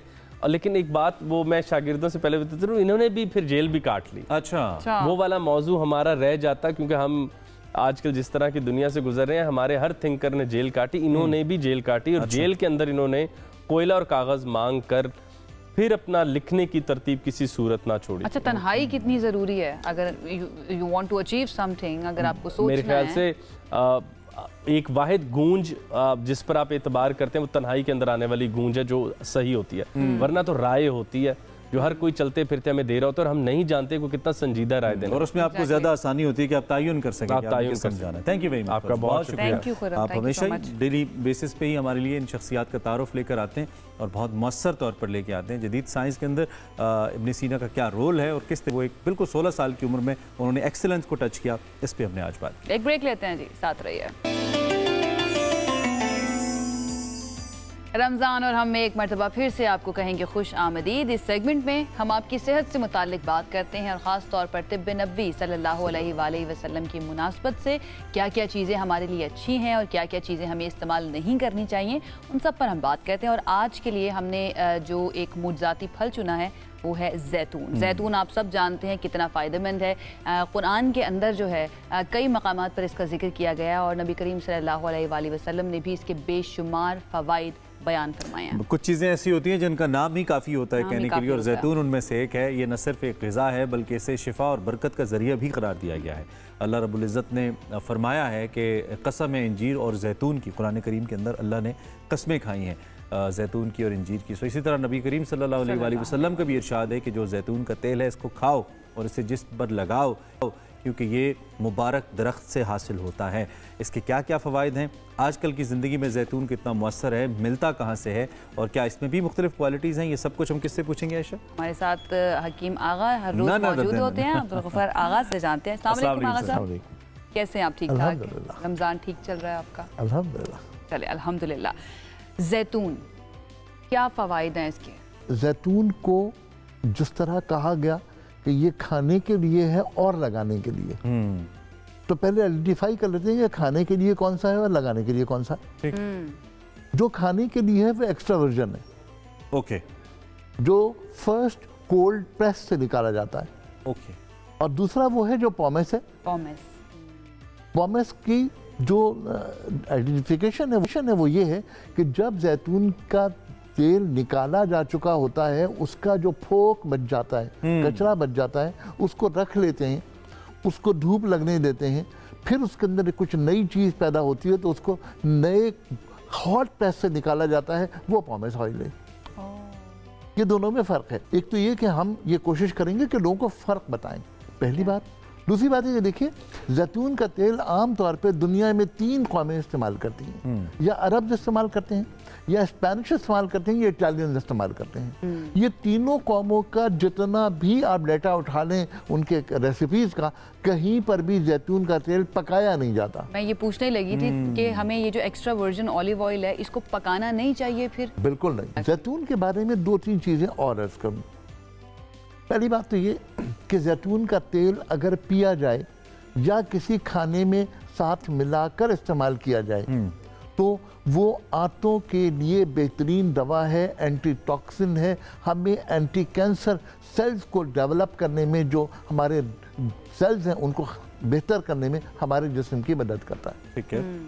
दूसरी बात जैतून के तेल की ये है कि अगर जैतून का तेल पिया जाए तो ये हमारे जिस्म में लैक्टिक एसिड और ओमेगा 3 फैट्स को इतना ज़्यादा बेहतर करता है कि हमारे लिवर में जो टॉक्सिन्स हैं उनको निकाल कर हमारे लिवर की एक्टिविटी को बेहतर करता है। अच्छा, हमारे जो खाने होते हैं, आपको पता ही है, देसी खाने जो हम बनाते हैं, उसमें फिर हम किस तरह से इस्तेमाल कर सकते हैं जैतून के तेल को? देखिए, उसूली तौर पर तो हमें खाना पका लेना चाहिए, आखिर में तेल को ऊपर से ड्रेसिंग के तौर पर इस्तेमाल करना चाहिए। ज़्यादा बेहतर ये कि या तो सैलड के तौर पर इस्तेमाल किया जाए, या अरब डिश बहुत मशहूर है, हुमस जिसे कहते हैं। हुमस जो है वो 3 चीज़ों का मुरक्कब है, उसमें लहसुन है, उसमें चिकपीस हैं और उसके अंदर तिल है। ये 3 चीज़ों का मुरक्कब होता है। उसके ऊपर जैतून का तेल डालकर आमतौर पर अरब कौम पूरी खाती है, और उसमें कम्प्लीटली प्रोटीन इस्तेमाल होते हैं। ज़्यादा प्रोटीन उसमें, क्योंकि चिकपीस है, चना है, तो डेफिनेटली हेल्दी। कब आगा साहब, कब इस्तेमाल किया जाए? कोई औकात की भी तनबीह की गई है या कुछ? नहीं, औकात की कोई हमारे पास इस तरह नहीं है। खाने में कब जब चाहें वो इस्तेमाल कर सकते हैं, मामूल का हिस्सा बना सकते हैं, उसमें कोई हर्ज नहीं। ये तो खाने की बात हुई। लगाने के बारे में आप बताएं कि किस तरह से इस्तेमाल किया जा सकता है लगाने के लिए जैतून का तेल? देखिए, लगाने के लिए बुनियादी तौर पर जो मालिश का तेल है वो आम तौर पर एब्जॉर्बेंट नहीं होता बॉडी के अंदर, वो बॉडी पर रहता है और आप मालिश कर रहे होते हैं तो आपके हाथ के मसाज से जो हरारत पैदा हो रही होती है वो हमारे मसल्स को और हमारे सर्कुलेशन ऑफ ब्लड को रवा करती है, बेहतर करती है। तो अगर जैतून का तेल इस्तेमाल किया जाए तो क्योंकि इसके अंदर जिस्म के सेल्स में जज्ब होने की सलाहियत है, तो इसलिए इसके अंदर अफादियत बहुत ज़्यादा बढ़ जाती है। मालिश के लिए ये एक अच्छा तेल है। पॉमेस ऑयल के बारे में ये कहते हैं कि क्योंकि वो गर्म उसमें निकाला जाता है, हॉट प्रेस से निकाला जाता है, लिहाजा वो कंपैरेटिवली ज़्यादा बेहतर। ठीक है। अगर हम मार्केट में लेने जाए तो कोई खास हिदायत हैं कि कैसे तयन करें कि अच्छा है या बुरा है? देखिए, या हल्की क्वालिटी है या अच्छी क्वालिटी है? बुनियादी तौर पर तो ये नज़र आ जाता है, उसका लाइटेस्ट कलर जो है ना वो उसको एक्स्ट्रा वर्जिन। लेकिन जो पाकिस्तान की आप बात कर रहे हैं, मेरे इल्म के मुताबिक इस वक्त 1.5 लाख पाकिस्तान में दरख्त मौजूद हैं जैतून के, और एक मखसूस एरिया में है जहाँ पे लाजमी बहुत ज़्यादा किया जाता है, इसको इस्तेमाल किया जा सकता है। और वहीं पर पाकिस्तान में जैतून का अचार भी अवेलेबल है। अच्छा। जैतून के पत्ते भी अवेलेबल हैं। जैतून के पत्तों की खूबी ये है कि वो हमारे जिस्म के हर निज़ाम को बेहतर करते हैं और ये एंटी कैंसर प्रॉपर्टीज रखते हैं। तो ये तमाम चीज़ें इसी तरह इस्तेमाल। और बच्चों के लिए भी कहीं इसका कोई इस्तेमाल? देखिए, बच्चे हम कहते हैं कि इसको पहले ये तय कर लीजिए। ठीक है। उसकी वजह है कि हमारे सवालात में एज ग्रुप कौन सा है? एज ग्रुप कौन सा है? 4 साल से ऊपर को हम मतलब चाइल्ड कहेंगे। ठीक है। 4 साल से नीचे को जिसको हम नहीं, उसको हम कोशिश करेंगे जो नॉर्मल ग़िज़ा है वो ना दी। ठीक है। उसूल तय कर लेते हैं, ज़्यादा आसान हो जाएगा हमेशा। ठीक है। तो 4 साल से अगर जैतून के बारे में एक बात मैं ज़रूर चाहूँगा कहना, वो ये कि जैतून का तेल अगर आप ले रहे हैं, मालिश कर रहे हैं, तो उसके साथ एक तेल बना कर रख लीजिए। ओके। वो इस तरह के 50 ग्राम लौंग लीजिए। ठीक है। और 1 पाव पानी, इसको बहुत अच्छी तरह उबालिए। जब ये पानी आधा रह जाए तो इसके अंदर आधा पाव यानी 125 ml जैतून का तेल, पॉमेस ऑयल इसमें ऐड कर दीजिए। फिर हल्की आंच पे इसको पकने दीजिए और जब तक कि पानी बिल्कुल जल ना जाए। ओके। जब पानी जल जाएगा तो फिर इस तेल को छान लीजिए। मालिश के लिए अगर पॉमेस ऑयल इस्तेमाल करना है तो इसमें लौंग की एडिशन के बाद ये उन तमाम जगहों पर ज़्यादा बेहतर असर करता है जहाँ पर पेनिट्रेशन के साथ सर्कुलेशन ऑफ ब्लड को बढ़ाने और मसल्स को रिलैक्स करने की ज़रूरत है। ओके अच्छा, हम मार्केट्स में जाते हैं तो हमें वो जार्स के अंदर ऑलिव्स नज़र आते हैं, black olives and green olives हमें नज़र आते हैं, उनके बारे में बताएं, उनका फ़ायदा है कोई या नहीं है? असल में बात दो है।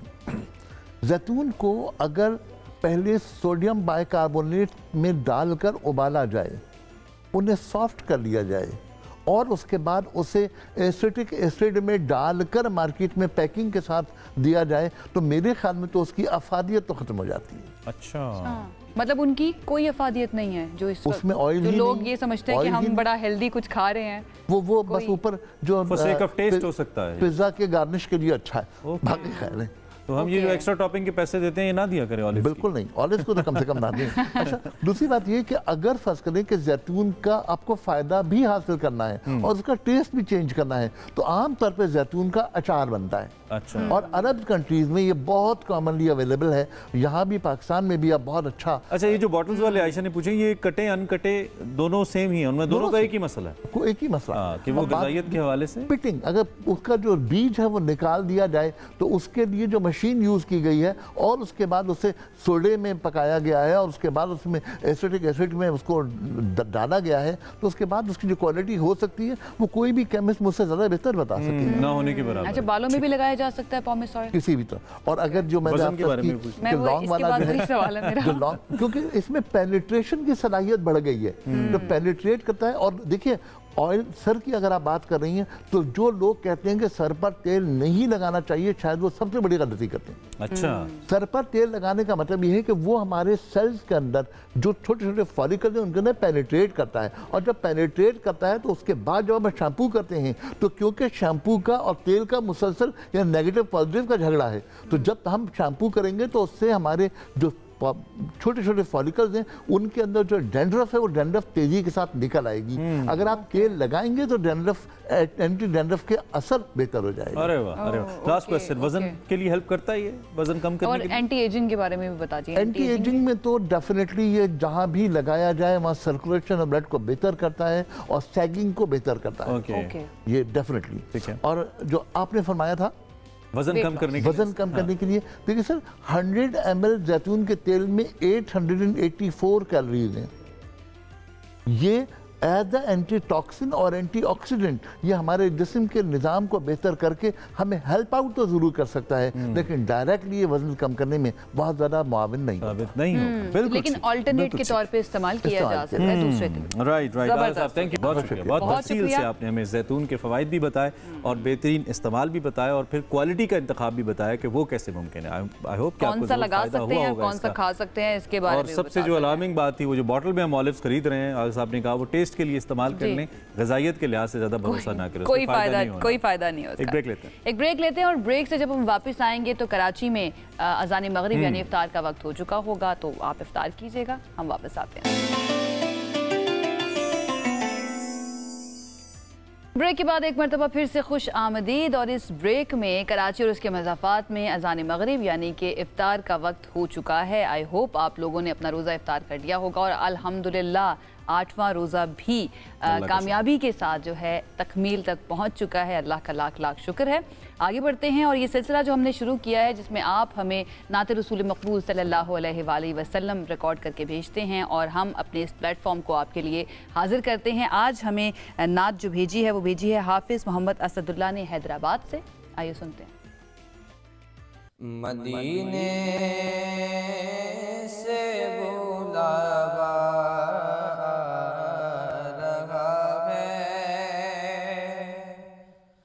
मदीने से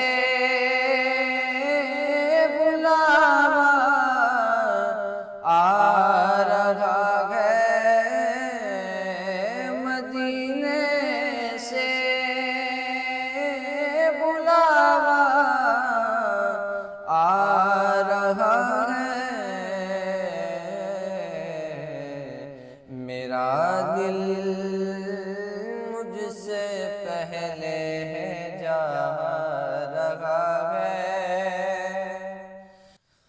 मेरा दिल भी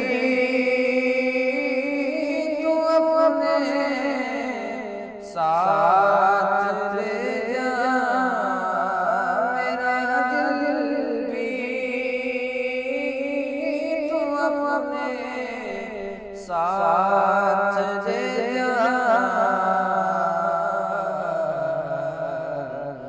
सुभान अल्लाह, सुभान अल्लाह, माशाअल्लाह। मदीने से बुलावा आ रहा है, मेरा दिल मुझसे पहले जा रहा है। सुभान अल्लाह। अल्लाह हम सबको मदीना शरीफ की ज़ियारत नसीब फरमाएँ और नीयत के साथ, अक़ीदत के साथ हमारी हाज़िरी कबूल फरमाएँ। आमीन सुमा आमीन।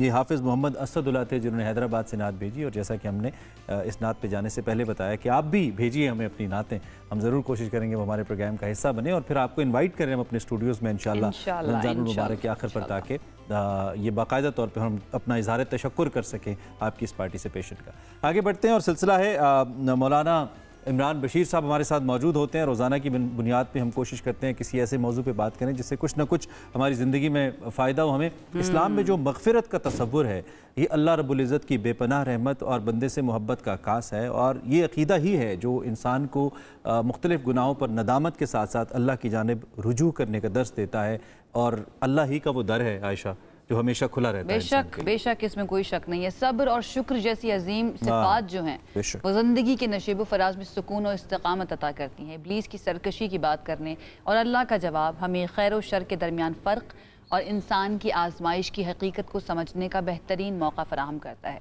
इसी अहम मामले पर आज हम अल्लामा इमरान बशीर साहब जो हैं उनसे बात करते हैं, उनसे जान लेते हैं कि इस्लाम में मग़फ़िरत का तसव्वुर जो है वो क्या है। मौलाना बहुत शुक्रिया हमें ज्वाइन करने के लिए।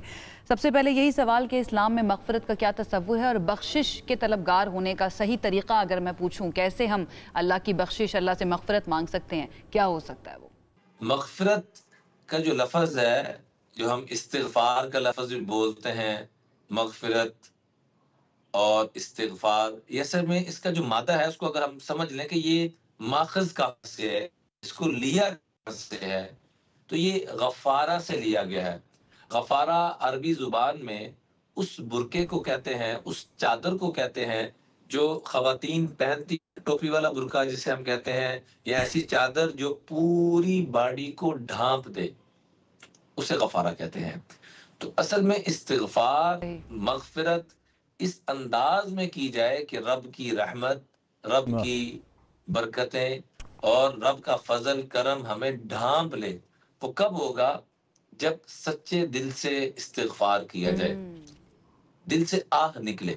जैसे एक बाप बेटा शिकार पे निकले, तो बेटा बाप से जुदा हो गया, बाप तलाश करते करते उसने कहा कि शायद मेरा बेटा कहीं दूसरी तरफ शिकार पे निकल गया है। तो बाप को एक झाड़ियों में ना एक हरकत सी, हलचल सी नजर आई। उसने कहा कोई शिकार आया है, तो उसने तीर लिया और चलाया। वो जाके सीधा अपने ही बच्चे के दिल पे लग गया। अब ये भागता भागता जानवर समझ के शिकार जिस पे निकला हुआ था उसको ज़िबा करने के लिए जा रहा है कि शायद कोई हरन को लग गया है, किसी बकरे को लग गया है, किसी हलाल जानवर को, जाके मैं इसका ज़िबा करूं। जब वो करीब पहुंचा, झाड़ियां पीछे की, तो सामने उसका इकलौता बेटा और उसके दिल के ऊपर वो तीर लगा हुआ था और वो तड़प रहा था। उसको देख के जो इसकी आह निकली, जो दर्द निकला, इसे असल में इस्तिग़फ़ार कहते हैं कि हम मग़फ़िरत अगर रब की लेना चाहते हैं तो हमें दिल से इस्तिग़फ़ार करना होगा।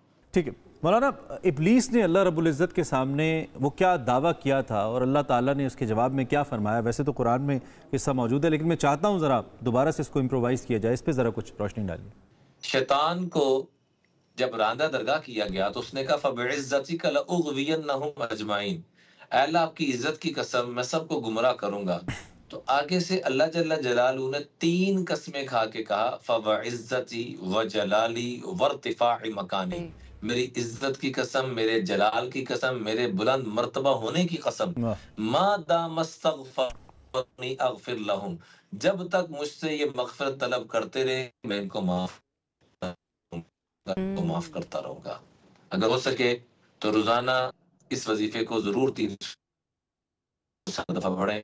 आप इसकी अजीब बरक़ात देखेंगे कि घरों से जब निकलें 2 नफ़िल तौबा के पढ़े और उसके बाद लफ्ज़ है या तव्वाबू, या तव्वाबू, ऐ बहुत ज़्यादा तौबा को कबूल फरमाने वाले, मेरी मग़फ़िरत फरमा दे। तो इसका हमने एहतमाम। अच्छा मौलाना, सब्र और शुक्र की फ़जीलत के बारे में भी थोड़ी सी मैं चाहूँगी आप रोशनी डालें, इसकी क्या फ़जीलत है और इंसान अपने किरदार में कैसे ये सिफ़ात पैदा कर सकता है? हदीस पाक में आता है आका करीम अलैहिस्सलातु वस्सलाम ने इतनी कुर्बानियाँ की और रब के साबिर भी बने, शाकिर भी बने। शाकिर लि अनउमी इज्तबाहु व हदाहु इला सिरातिल मुस्तकीम। आका करीम से पूछा गया, या रसूल अल्लाह सल्लल्लाहु अलैहि वसल्लम, आपने इतने सब्र को बर्दाश्त फरमाया, फिर आप साबिर बने, आपने इतना शुक्र अदा किया कि सारी सारी रात रब के सामने क़याम में रहते हैं, आप अल्लाह के शुक्रगुज़ार। क्योंकि हुजूर से पूछा गया कि आप सारी सारी रात मुसल्ले पे क्यों रहते हैं, तो आगे से आपने इरशाद फरमाया, अफला अकूनु अब्दन शकूरा, क्या मैं रब का शुक्रगुजार बंदा ना बनूं, क्या मैं रब का शुक्रगुजार बंदा ना बनूं। तो आका करीम से पूछा गया कि बाद में आने वाले कैसे अमल करें तो वो साबिर भी बन जाए और शाकिर भी बन जाए। तो रमजान में उसमें हमें बड़ा खूबसूरत मौका मिलता है। रमजान में हम क्या करें, फरमाया मन नज़रा फी दीन इला मन हुआ फौकहू, जो दीनी एतबार से अपने से ऊपर वालों को देखे, अंबिया, सहाबा इकराम, अहले बैत अतहार, सहाबा इकराम, औलिया इकराम और मुहद्दिसीन, मुअर्रिखीन, मुबल्लिगीन, जितने भी हमसे बड़े बुजुर्ग गुजरे हैं, हम उनको देखें कि वो कैसे इबादत करते थे और मैं क्या कर रहा हूँ। रमज़ान के अंदर हमें ये चीज़ बड़ी आसानी से हासिल हो सकती है कि जब हम रोज़ा रखें तो सब्र कर रहे हैं तो हमें ये अंदाज़ा हो जाए कि ऐ अल्लाह, मैं तो आज तेरे हुक्म की वजह से प्यासा भी हूँ, भूखा भी हूँ। तेरे कितने बंदे हैं जो पूरा साल इस कैफियत में गुजरते हैं कि उनके पास खाने के लिए कुछ नहीं होता, पीने के लिए कुछ नहीं होता। फ़लस्तीन का ही मामला देख लीजिए, कितने बच्चे या बेचारे भूख से मर रहे हैं या बारूद से मर रहे हैं। क्या कैफियत है। जहां जहां पर भी इंसानियत पे जुल्म हो रहा है, मुसलमानों पे जुल्म हो रहा है, अल्लाह से दुआ है कि इस माह मुबारक के सदके से अल्लाह ताला फजल फरमाए, करम फरमाए। तो हम रमजान के अंदर खास तौर पे जब भूखे रहें तो हम दूसरों की भूख को देखें, और जब नेमतें दूसरों की देखें तो अल्लाह का शुक्र अदा करें कि अल्लाह तूने मुझे उनसे बढ़कर नेमतें अता फरमाई है। और जब तरावी, तिलावत, इन मामलात में आए तो हमारे से जो बड़े गुजरे हैं, जो पूरी पूरी रात नवाफिल में, तहज्जुद में गुजारते थे, पूरा पूरा दिन तिलावत में गुजार देते थे, और हम अपना तसव्वुर करें कि मैं क्या कर रहा हूँ, तो इंशाअल्लाह से साबिर भी बनेंगे, शाकिर भी बनेंगे। ठीक है, ठीक है, बहुत शुक्रिया।